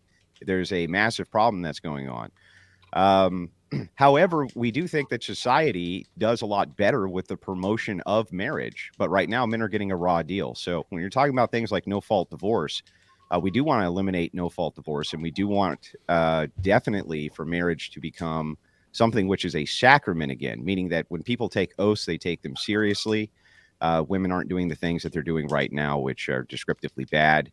They're the ones filing for most of the divorces, and basically they're the ones who are the largest problem in the arena of marriage to begin with, as they're the ones who seem to want to skip out on their vows and things like this. So I thought maybe I could come on and give some reasonable pushback kind of to the message. If anybody had any questions, I can actually give particulars for how TRADCONs actually want to divide this so that marriage has some value again. I have a variety of questions. Hi, Andrew. Nice to meet you, Jim. Hey, nice to meet you too. How you doing, man? Very good. Thanks, man. Thanks for coming on. And I have to say, when someone's representing a view that may be contrarian to some of the perspectives in the room, I just think we'd be remiss if we didn't say it takes a lot of courage and certainly a lot of confidence in your perspective to do that. So I always appreciate that a tremendous amount. Sure. You just said something. You said that we, and I think you mean the TRADCON perspective, we are against no-fault divorce. Mm-hmm. What do you mean by no-fault divorce? So we want a show cause. We want there to have to be a show cause for a reason for divorce. If you look at the divorce stats, you would not disagree with me that they shoot right up in line when no-fault divorce was introduced. You can actually see on a curve, and I can give you the graph if you want, that the divorce rate has skyrocketed since no-fault divorce was implemented. That's actually, I don't think that's correct, but let me take it a step further, which is to say that in all jurisdictions where there is no-fault divorce now, prior to it, I'm sure you're aware that there were a number of grounds available to individuals, right? Correct. So each jurisdiction has different ones. There's no federal divorce law, so each state has its own divorce law. So I'll use New York as an example. But the divorce rates were way, way lower. I mean, that isn't. I don't think I can that's tell you why correct. that is. Go ahead. Yeah. I can tell you why that is, but go ahead. Yeah. I mean, it is correct, just so you know. In terms of the divorce rate overall within states? Yeah. So you're saying that after, for example, after 2010, we saw a spike in New York in divorce. Okay. No, I'm asking because in 2010 is when New York passed uncontested divorce, when we actually had became a no-fault state. Oh, I'm just talking about national averages here. Let me just jump in here real quick. Maybe this can add something to the conversation here. This is the divorce rate from right around 1960, 1965 there. If you look at, to my knowledge, I'm the only one who's actually overlaid these two stats here, but it's a divorce rate versus women using hormonal birth control starting around 1965. The divorce rate actually tracks better against hormonal birth control than it does with the institution of no-fault divorce. The rise in divorce, the spike in divorce during the time between 1965 and 1975, as you can see that spike right there, was really as a result of the women's liberation of hormonal birth control. And then what happened is, as a result of that, because of such a high rate of divorce, it was Ronald Reagan in California in 1968 who initiated no-fault divorce.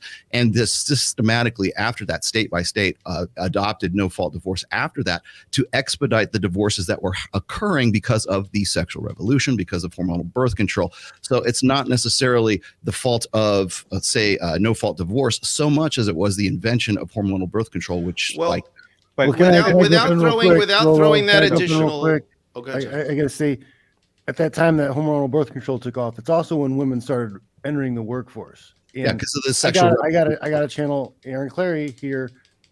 At that point in time, men became useless to women. Women don't want men anymore. That's the big problem that a lot of people don't recognize. On average, women don't want you.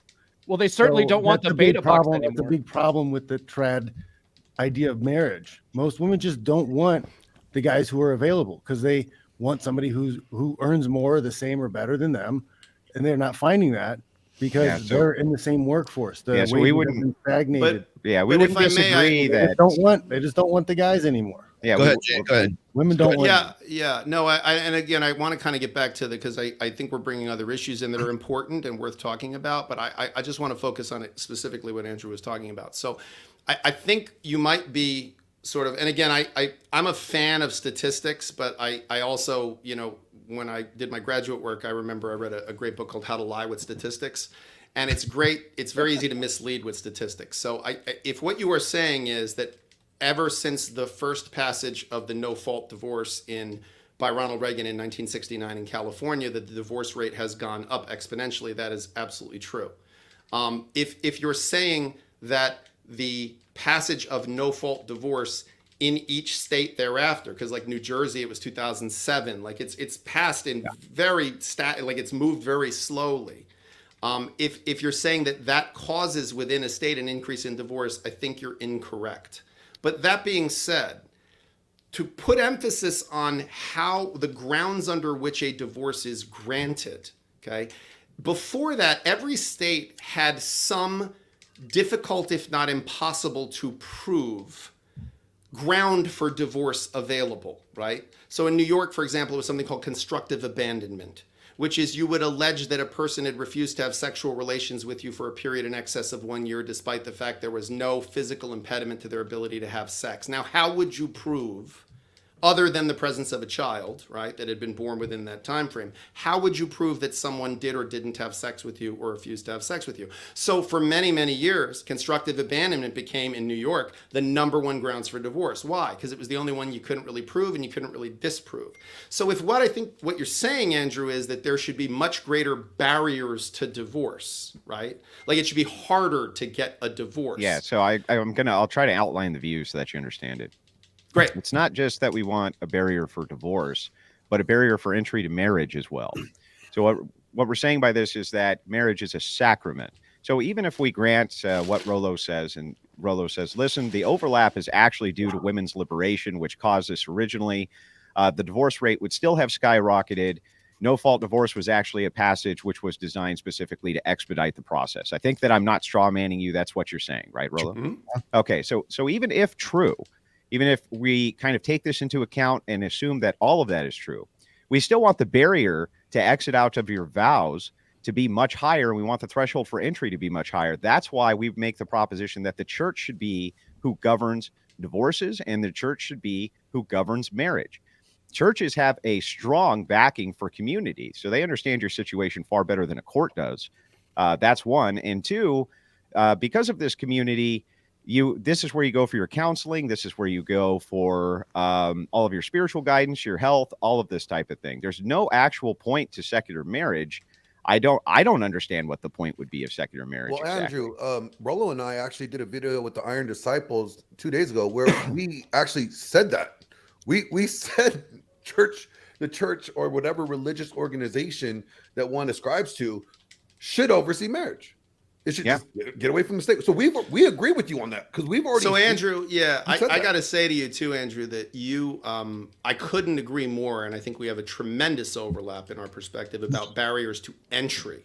Yes, I think that is anyone, left or right, red pill, TRADCON, anybody.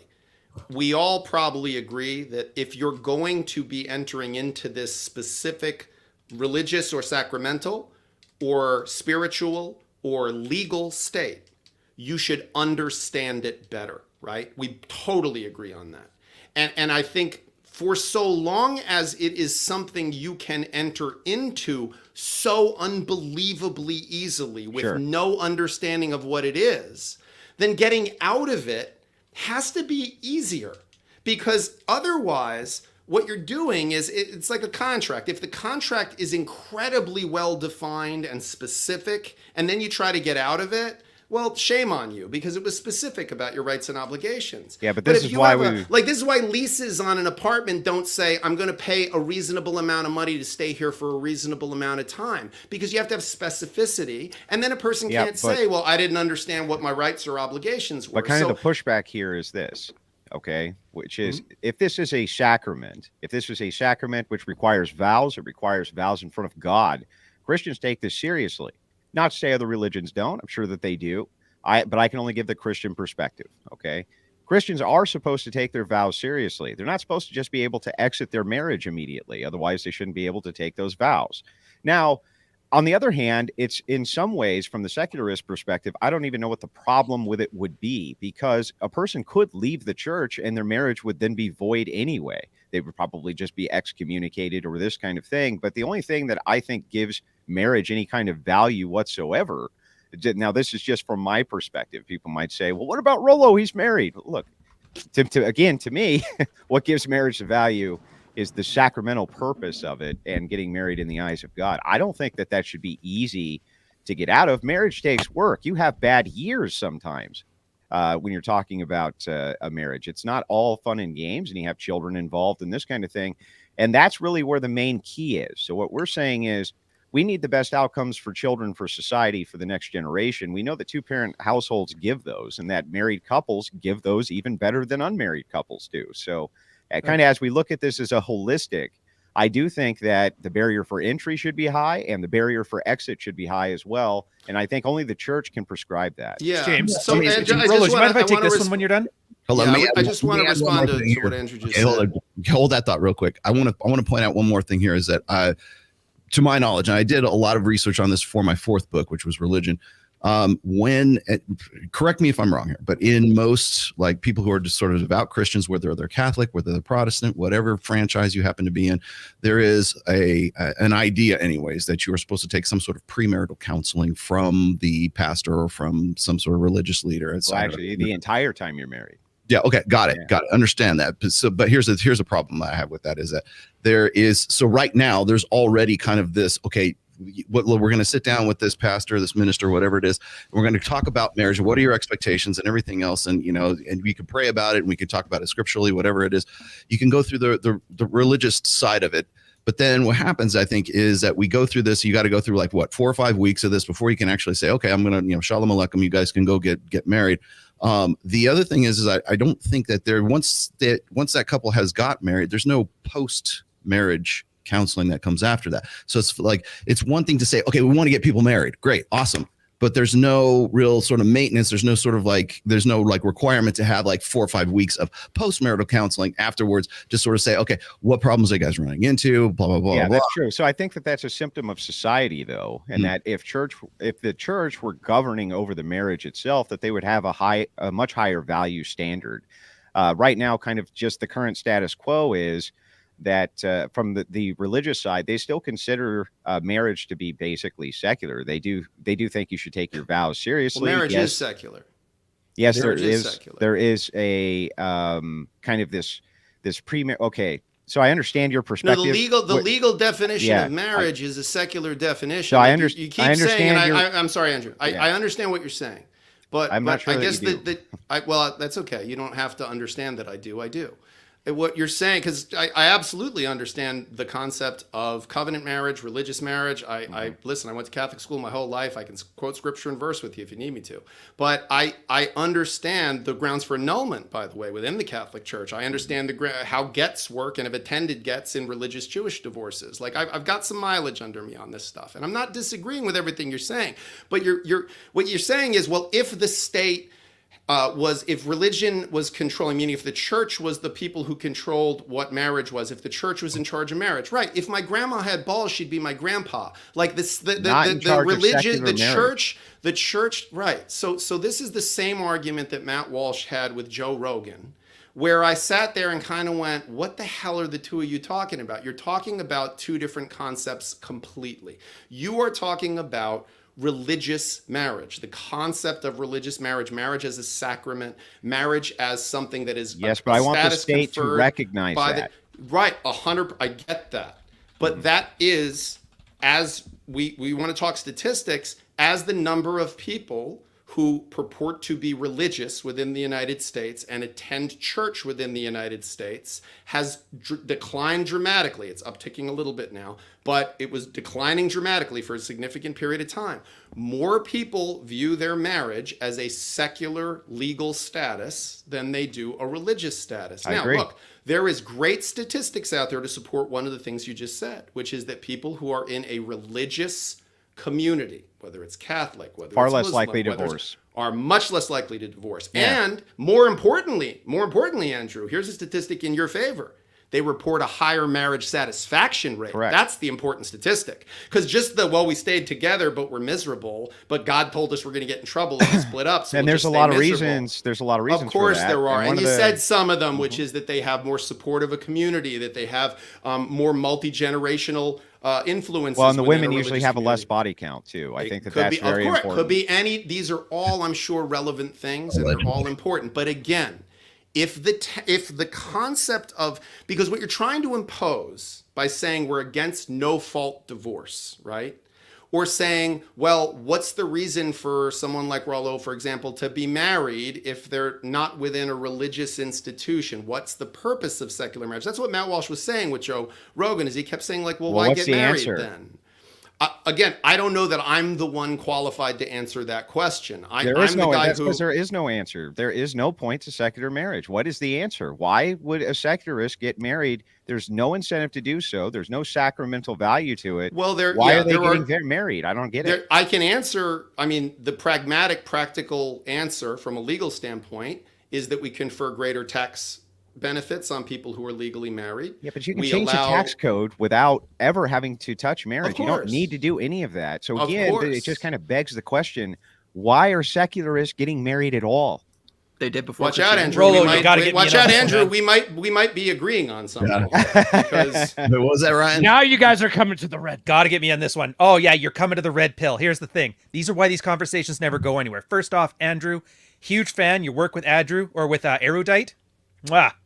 Absolutely wonderful. Hi, Ryan. How you doing? I'm doing great. It's good to see you in the flesh, man. So you guys this is like an ought versus is thing. And I think this is where a lot of people get the red pill wrong and they get the trad side wrong. You're talking about oughts. Marriage ought to be this. People ought to do this, ought to have. Nobody from the red pill wishes you ill. They think, good luck. I hope it works. Everybody would love if you make a way for people to get together and live lifelong, happy marriages. That would be wonderful. The red pill, though, acknowledges, and I'm sure every religious guy acknowledges this, every institution, whether it be your side with the religious, whether it be the legal side, has absolutely failed men. 100%. You wouldn't be here complaining if they didn't. You wouldn't be here talking about how to fix it if they didn't. So the red pill guys take a praxeological approach. What do we have right now? And how do we navigate what's here right now? And your question, well, what's the point of getting married then? You question asked, question answered. What do I get out of a modern marriage that I wouldn't otherwise get from just cohabitating? And the answer is nothing. Nothing. The only thing the girl gets is a little bit of safety and security, which turns out kind of makes marriages harder. So the red pill guys are like, okay, marriage is a bad deal for men. What do we do around it? In my case, I just went common law. I made a choice every morning to stay with my girl, and she made a choice every day to stay with me. And for us, that's good enough. It's technically a secular covenant marriage, which is a weird thing to say, but it is. And so every guy has to eventually then ask himself, what's important to me? Why do I want to be with one? Why would I want to get married in a secular? And those are individual questions. And this is the part that a lot of guys find scary. There's no Jesus or Allah to tell you what you're supposed to do. There's no church to tell you what you have to do. Every guy's supposed to decide that for himself. And then once you do that, you can start looking at the logistics, which is exactly where the legal stuff comes in. Okay, do you want a prenup? Do you want to do this? Do you want to do that? Again, individual questions, but it all fundamentally comes from what do you want? Now, if you manage to fix covenant marriage, you get the Catholics to absorb all the other Christians and you guys make it great, we are the first ones to throw this shit aside in a heartbeat to join you. And I wish you luck, but at the same time, you don't go to war with the army you have or with the army you want, you go to war with the army you have. And that's kind of where we're at on this one. So Thanks for for time. So for making the claim of descriptive versus ought, I couldn't agree with you more. I think that, like I said in the kind of intro here, that the descriptive claims of the red pill I agree with. It's the prescriptive claims that I have trouble with. And so I do think that we should focus on an ought here. And the ought is, why ought secularist men get married? And thus far, I haven't actually gotten an answer for this question. Anybody red-pilled shouldn't give you one, though. That's the point. If they are giving you one, they're just a lying grifter. It's no different than Matt Walsh I gave you an answer, preach. Andrew. You didn't. What you said is it could be changed legislatively. So what I said is there are legal reasons why people want to marry, even for secular purposes. There are no arguments over dependency exemptions for children. But if I grant there are different those, tax scales. I don't mean to there cut are you off, different but only rights take to me 1 inherit. second. There are different rights to inherit. There are different rights when it comes to medical decision-making authority, estate-related rights. There's an array of legal rights and obligations that are conferred by the act of marriage. And actually, they're really easy to find because if you read the amicus briefs that came in for the Supreme Court arguments related to same-sex marriage or marriage equality, it lays out with specificity in each of the 50 states and the federal government with specificity. You can get all this online. All you have to do is look up the Oberfeld decision, and you can pull out the amicus briefs that lay out the specific state by state and federal benefits that are incurred, secular, have nothing to do with religion, have nothing to do what benefits, what rights and obligations are incurred by religion. Now you can say, well, we could create a structure where non-married parties have those kinds of things. Okay, But we don't have that. That's not right now. But this is just kind of begging the question again. Assume for a second on this kind of ought side that I grant those things to you because I do. And, you fixed the tax code so that it was no longer an implementation of unfairness or whatever you want to say. And they did have those types of things now, right? Those things are included whether you're married or you're not married. So I still don't understand what the incentive would be for a secularist to get married even then.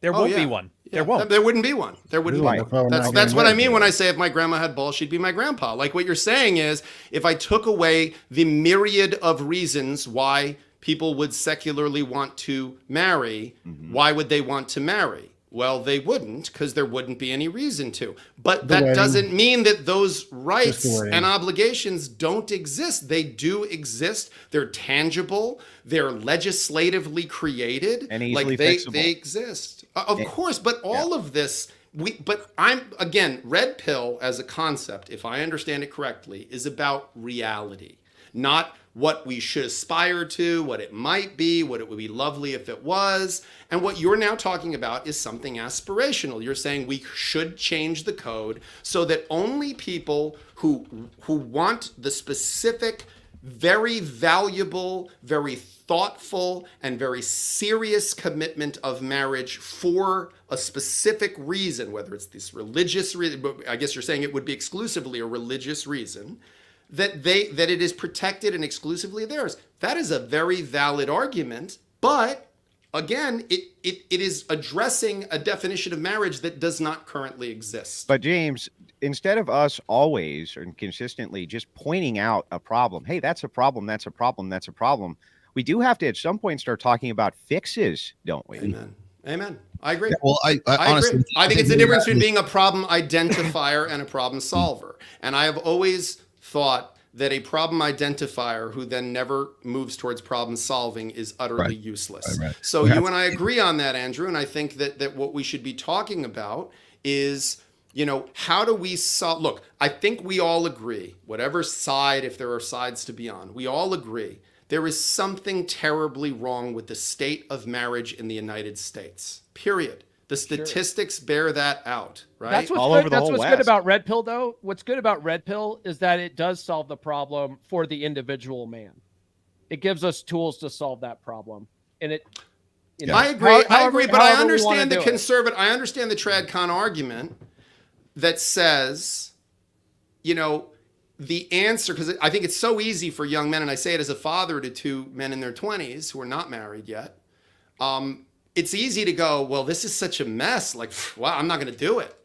And so that's why I think a lot of red pill and black pill gets mixed up, because I think TRADCON are looking at us and saying, well, we're pointing out all these problems with marriage and all the dangers that could be created particularly for men in marriage. So we're discouraging men from getting married. And they're saying, wait a minute, you're ignoring the very real things. Like I'm sure if I asked Andrew and I asked Rollo, who are very different from their perspective, did you derive benefit in your life from being married? You would unequivocally say, of course, my life is better for having married. So listen, I want my sons, like everyone wants for their children, to have a good life, to be happy, to be fulfilled, to feel loved, to have a good life. So I think the big unfair mistake is saying that, well, we're against marriage and we think there's no benefit to marriage. We're not saying that, just like you're not saying on the TRADCON side that marriage is perfect the way we're doing it right now. I think some of them are, unfortunately. Some of the TRADCON side are. And some, by the way, and some on the red pill edge of this, and I hate to make it into sides because I don't think it is, but there are some people that are much more black pill, just saying, yeah, fuck it. It's too fraught. Don't do it. Don't get married. And they're going to have a poorer life for that probably too. So I think we have to have a rational discussion where we really identify what are the benefits? Because the one thing I know we really agree on, and I'm so happy to hear another human being say it out loud, is there should be bigger barriers to entry.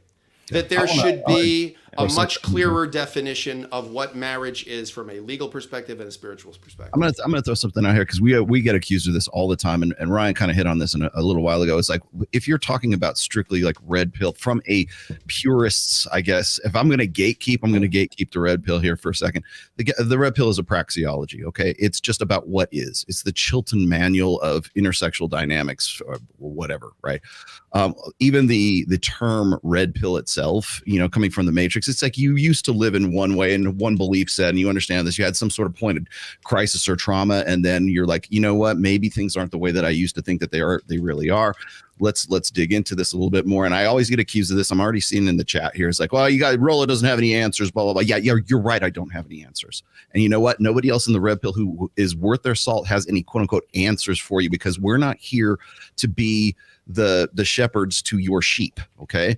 The red pill offers like an alarm bell. Well, it's an alarm bell, but it's also equipment too. It's offering tools. I don't want people to be red pill guys because it's like some sort of ideological movement, or it's some sort of solution, or some sort of set of best practices. It's not. All it is about is just about what is. What you do with that is up to the individual. So if it's about marriage, how are we going to fix marriage? What are the best practices? I'm happy to have that conversation, but that's not a red pill conversation. That's a conversation about best practices. So if we're going to take this information, we're going to use these tools to better our lives. People want to say, well, Rollo, how do I get to be a guy with a 27-year-long marriage and a kid and all this other stuff? I'm going to say, you're not, because you're not me. Your girlfriend is not my wife. Your kid's not going to be my kids. My set of circumstances, my environment, and all the things that led up to me being who I am right now are not you. And anyone telling you that they have some sort of template or some 12 steps to life to fucking figure that shit out is selling you something. And if anything, you should be thanking me for not selling you a bill of goods that is like some sort of like, one size fits all template to have a better life. If anything, what I'm giving you is tools and education and equipment so that you can build your better life. So it's not about a paint by number thing where it's like, put yellow in number 12 and red in number, 14 or whatever. And you have this pretty little picture of your life that is the canvas of your life. I'm giving you paintbrush. I'm giving you an easel. I'm giving you all equipment so you can take that blank canvas and turn it into whatever it is that you want to, but you've got the tools to do so, and you've got accurate information, better information than you had when you didn't know any of this stuff. So I think that's the separation most people don't understand. So when we're talking about how do we save marriage, how do we get, it's those red pill guys, they're evil, evil, evil. It's like, no, you're looking at them from a position of what are the practices? What does the ideology teach? I constantly get this. Oh, you guys are preaching something. No, whenever I hear preach, I know it's coming from a believer. Whenever I hear it's teach or guru or whatever, as far as like an ideological sort of term, they believe this, I know they're coming at this from an ideological sort of best practices standpoint rather than what is, because there's a side that's going to be like the believer side, who is going to be the moral absolutists, and then you've got the red pill side, which is the empirical reality absolutists, okay, the factual absolutists versus sort of this moral absolution. And really, when you're talking about absolutes in any sense, it's kind of like it muddies the water quite a bit. So we end up talking past each other. We end up having different ideas of what the goal of the conversation is. But the problem that I think a lot of people from this sort of believer side is that we got to prove that these guys are bad. Whenever I see evil, it's like those people are bad people and we're the good people. And that's the focus of the conversation. That's the goal of the debate, to prove that I'm good and that person is bad. That's what, when we're talking about the red pill and empirical arguments, we're speaking the language of empiricism. It's not about who's bad and who's good. It's about, is this true? Is this factually real? Or is it false? Or is it not? And if not, then we're going to erase that part with the pencil that we wrote in, and we're going to put in the next thing because we have new data for it. We're not talking about who's a bad guy and who's a good guy, who has the best practices. We're talking about what is. And that's where a lot of this sort of disconnect comes between people who want to sort of say, well, here's how we're going to fix society and save the West, versus here's what's really going on. Let's formulate some best practices based on what we know is factual, based on what we know is true, objectively visible, and let's go from there. And I think that's really where the disconnect comes from. Yeah, Andrew, I got a question for you. That's a good point. I think if the kind of delineation here is that you guys are actually focusing on the descriptive what is, I largely don't have any problems with this, as it does seem to be good work. There is more I think, more awareness on these kind of descriptive problems than there ever has been before, period. But just kind of notate this one thing out, which is that if this is what it is, that it's kind of a descriptive claim and bringing it to the forefront so that you understand exactly what these societal issues are, then you are going to be at the mercy of those who do take that data and then implement solutions to it. So that there's kind of the, I guess, you're always going to be at the mercy. You always Andrew, be at the people. Andrew, I have a question for you. But that's now you say you want to go back to, like, and I agree with you. Go back to the church. Glenn, I got you. Then I got Ryan, and then we got to get out of here because I don't want James. Oh, I'm good. So my question, Andrew, you want to go back to, and I agree with you, church-run marriage, but we can't even do that until the church is reformed, because right now you have feminism infiltrating the church ridiculously. You have female pastors, you have gay pastors, you have all this nonsense going on in the church that's not biblical. Right. So until the church actually is accountable to the Bible, until it gets reformed, the church is going to be no different than the state. Well, who's the church? Well, okay, that's a no Scotsman fallacy. What church? We got the Catholic Church fighting for. You can't say it's a no true Scotsman fallacy if the opening to this is the church must be reformed, then there must be a church that needs to be reformed. Well, you got the I think, guys, we're getting into problems of definitions, but I think, look, I think when we look at what Andrew said and then we look at what Rollo said, I think there's a lot there that I think is very useful. I think Rollo's last comments, which I think bear a little drilling down a little further on, is okay. So if red pill is about dealing with reality, looking at data, looking at facts, and what Andrew is talking about is saying that there is a call to be married, right? Which is largely born of a religious perspective, okay? A long-standing religious perspective that even crosses among all the Abrahamic religions. Okay, really then as a lawyer, I'm always very interested in burdens of proof, right? So that you don't have to prove you're innocent, the state has to prove you're guilty. Or if you're in a civil matter, you have to prove by a preponderance of the evidence what has occurred, right? So who has the burden of proof? Well, the person asserting the claim has the burden of proof. Well, this is the thing we keep bumping into here. Because I think what red pill is maybe saying is, okay, you have the burden of proving marriage has value. You have the burden of proving that the value presented by marriage is greater than the potential harm it could cause. That thing when I spoke with Rollo last, we talked about the BPL analysis, which is how you analyze from a legal standpoint negligence and what is a negligent activity. And so it's about burdens of proof. Now, from a religious perspective, you're looking at it and saying, hey, this is a call, it's a covenant. This is something that you are asked to do, you are called to do by an omnipotent creator deity. Okay, which I cannot disprove that. That is undisprovable. So that is something that you're saying, and you're shifting the burden of proof and saying you now must show why marriage is not a good thing. So we're starting from a place where we have conflicting burdens of proof. And so I think if there's going to be progress in this discussion, meaning the larger discussion, I don't mean just in this forum, but by the way, I love talking to you, Andrew. I love your perspective. I love the way you argue.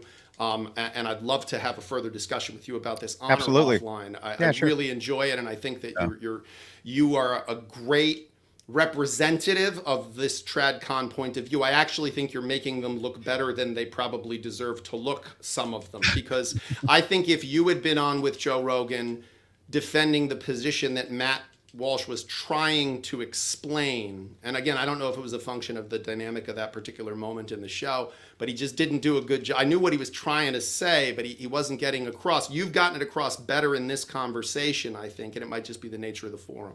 But I really think this is about, from the red pill perspective, I think it is about, hey, explain to me why. You have the burden of proof showing why I should get married. And if your answer is because God wants you to, I am never going to debate that with you.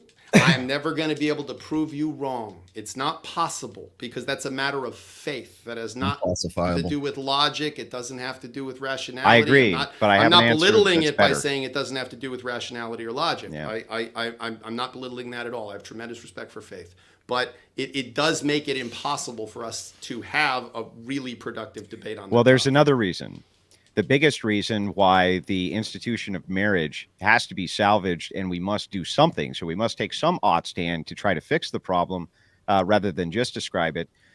Not to belittle anybody's work, because I think it's great work. Again, I agree with a lot of the descriptions of the red pill, but we are facing an exponential crisis that people don't talk about, which is the birth rate crisis in the West and the absolute dive bomb of birth rates, which is going on.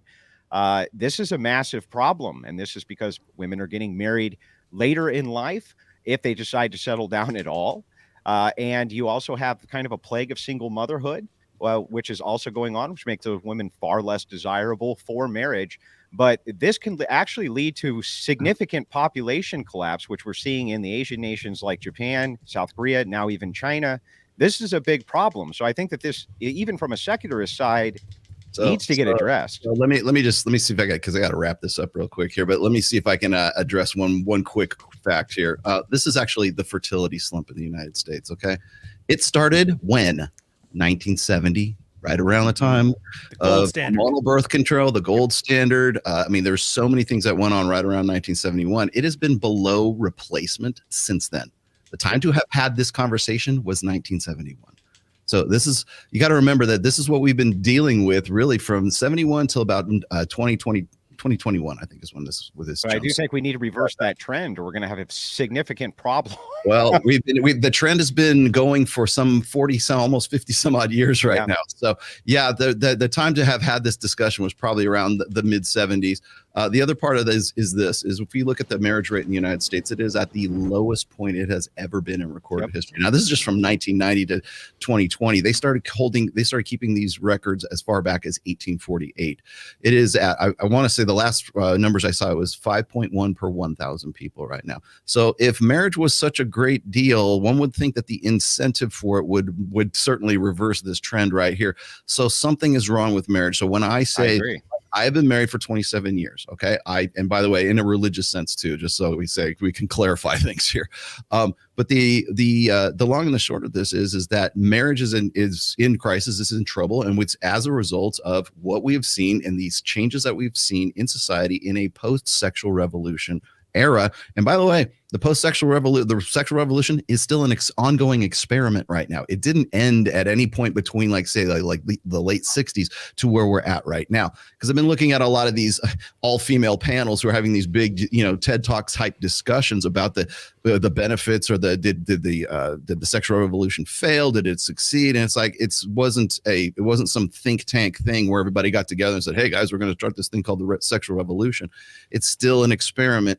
And the catalyst for that was really hormonal birth control and the sexual revolution. But Rollo, if we can say, I think if there's a takeaway that everyone's in agreement on any side, quote unquote, of this issue, including like a pro-feminist side, right? That's not represented in this conversation. Like the truth is, all of it, but all of them are saying the same thing, which is something is increasingly antagonistic to religion in our society. I'm sorry, to marriage in our society. Okay, so our society, our culture is becoming increasingly antagonistic to religion. To marriage. People are getting married less. People are getting divorced more. So something is. Now, some people would say that we've lost the underlying religious narrative that was the support of marriage, that made it a more functional technology and kept people married and prevented the divorce. Some people would say that hormonal birth control, changes in gender roles, all this stuff has changed so dramatically that it's no longer made marriage functional, and it's ripped its legs off. Again, that's the conversation we should be having. Where I have my greatest issue with the TRADCON discourse, okay, not the people, but the discourse, is saying we need to get rid of no-fault divorce as if that would solve the problem is insane. It is just not, and I know this as someone who practiced matrimonial law in a state that for the first 10 years of my practice did not have no-fault divorce. And that is not going to solve this problem. It is not, yes, you can treat dandruff with decapitation, but it is not the best. I don't think this is the way to do it. I don't think it'll solve the underlying problem. The underlying problem, that I think everyone should agree on is that our culture has become antagonistic to marriage to the point where it is less appealing of a proposition for people, and rightfully so, and where divorce has become a more appealing alternative for people once they're married because their marriages are not as functional as they used to be. So that is the closest we're going to come to consensus. But that would be a hell of a lot more useful of a discussion, because I'm telling you, saying, well, just don't get married then, guys. Don't get married. It's terrible for men, so just don't get married. Or we just need to eliminate no-fault divorce and then we'll all go back to living happily ever after. Okay, these are both absolutely bonkers ways of approaching this, and they're treating dandruff with decapitation. Hey guys, before we go, I'm going to go around the horn here. I'll let you guys get last thoughts in here. But before I do, James, Andrew, thanks for joining us today. Also, if you guys are interested, I'd be happy to host you guys on my show tomorrow at 1 p.m. Pacific, 4 p.m. Eastern, if you guys want to come in and continue this conversation. So I'll take that with you guys off air. I know that James has to go. Ryan, final thoughts, and what do you got going on, brother man? Unmute yourself first. I like these arguments. They're what they're supposed to be. Instead, we get stupid clown show shit like Erudite and Destiny and that. It's just too bad that we all kind of agree once you realize at the end of it, we're all kind of want the same oughts, and we just argue over the is. Yeah. Anyways, Brian, for me, it's just book 3. Excellent. Come in, check it out. It's going to be awesome. The Substack's there. You guys know where to find me. Cool. Red Hawk, go for it. Cool. I guess the only thing I would say is that all of us here on this panel could disappear tomorrow, and it's not going to magically increase marriage rates or anything like this. The RP is not the cause of all these problems. It is a reaction to the issues that are already on the ground. And the only thing that I will promote here is just my own channel, Man's Hours, every Thursday. Mr. Thor was on earlier this week. We had a good conversation along with Paul Bauer. We had a lot of fun there. And then you guys, if you want to check out a right-wing organization that is not progressives driving the speed limit, check out my company, the Old Glory Club. I run with a bunch of American guys, and we promote articles and host live events, all that fun stuff. So check us out.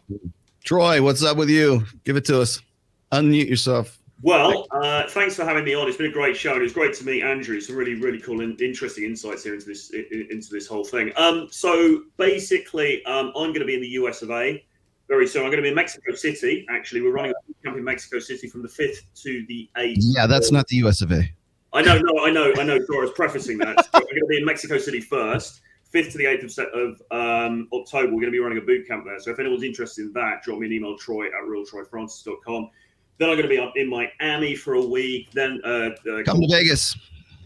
Conference of Masculine Excellence. Then I'm going to be in Bogota for a week. Then I'm going to be in NYC and hopefully fit in Vegas as well at some point. So if you're going to be in any of those locations and you are interested in getting some coaching, drop me a line, troy@realtroyfrancis.com, and I'll see you there. All right then, Thor. Rocket. Yeah, come and check us out on the Dragon Ship after Rule 0. We're going to talk about women being weaponized. They have forever, and now they've just turned it up. Also, I'm going to drop into the chat real quick, get a free chapter of my new book, A Dominant Masculine Presence, and the chapter is on the 7 skills of a dominant masculine presence. Thanks, guys. Skull.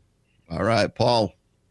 Yeah, so most of us on the panel, we may be against the institution of state-run marriage, but we're still for healthy relationships.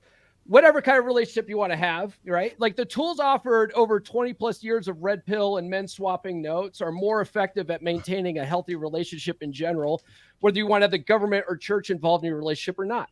So whether you want to take that knowledge and use it in your state or church sanctioned marriage, that's up to you, right? Just getting married in general, though, isn't going to save marriage. So that. Whereas he's like something really curious, like I could have got laid, I could have banged some because it's like. There you go. Go ahead, keep going. All right. All that being said, Fall Fight Club is happening. If you want to watch it on pay-per-view, if you want to see me kick Glenn Lawrence's butt, get your tickets at ComeOnManPod.com. If you want to see Glenn kick my butt, buy your tickets from that jabroni. Now, that's all I got. Thanks. This fucking guy. Oh, this guy. Unmute yourself, jabroni. You're muted. Wow. Oh. This is great. Keep going. Keep going. Yeah. Keep going. No one can hear you. Oh, damn it. I am going to destroy that Come On Your Girl's Face podcast on October 7th. And don't worry, I will give the pay-per-view out link soon. But you know what? I'm glad Paul has nurse chick because somebody's going to have to nurse his faggot ass back to health. Oh, Jesus Christ. How dare you? Let's James, you want last words, James? That's where you're at. Where can we find you? That's a hard act to follow. See what you're in for when you come to Vegas. Yeah, I was gonna say that's the I gotta guess. Is that flight refundable? Let me just check. No, listen, I think it's all great stuff, and I think there's some great ideas being thrown around. I think we should all be very careful anytime people are trying to pit one ideological side against another ideological side. This isn't professional wrestling, despite the La Luchador mask. This is not professional wrestling. There aren't good guys and bad guys. There's just people. There's just humans. They're just trying to figure it out. And we would do a whole lot better to not think there are simple answers to complicated questions. And these are problems that have existed before us. They may exist after us, I'd imagine. And I really think it is in the interests of the United States government to divide and conquer. And I think that we should be finding, as we even did in this conversation of 2 hours, where there are points of commonality, where our disagreements really are, and start trying to work on practical solutions that everybody can live with and that meet the needs of the larger population. So I hope that's a fight everybody joins in on.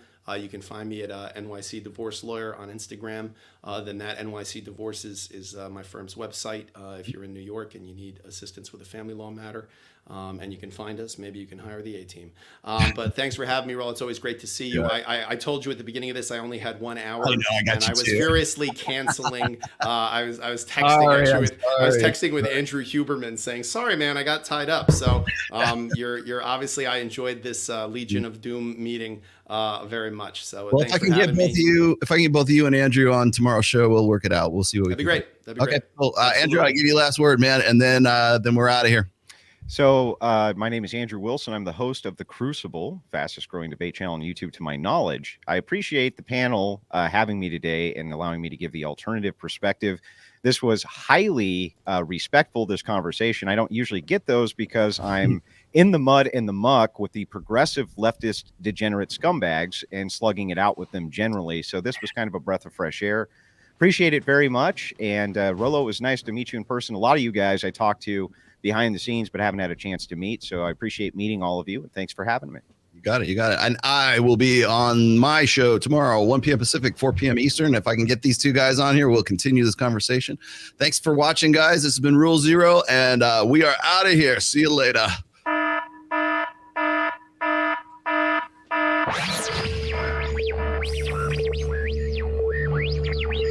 Bring the ship up broadcast depth.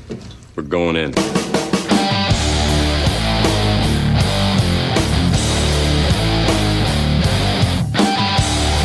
Preceding podcast has been a production of The Rational Male, Rule Zero, and Red One Studios. Registered trademark 2023. Thanks for watching, and don't steal my stuff.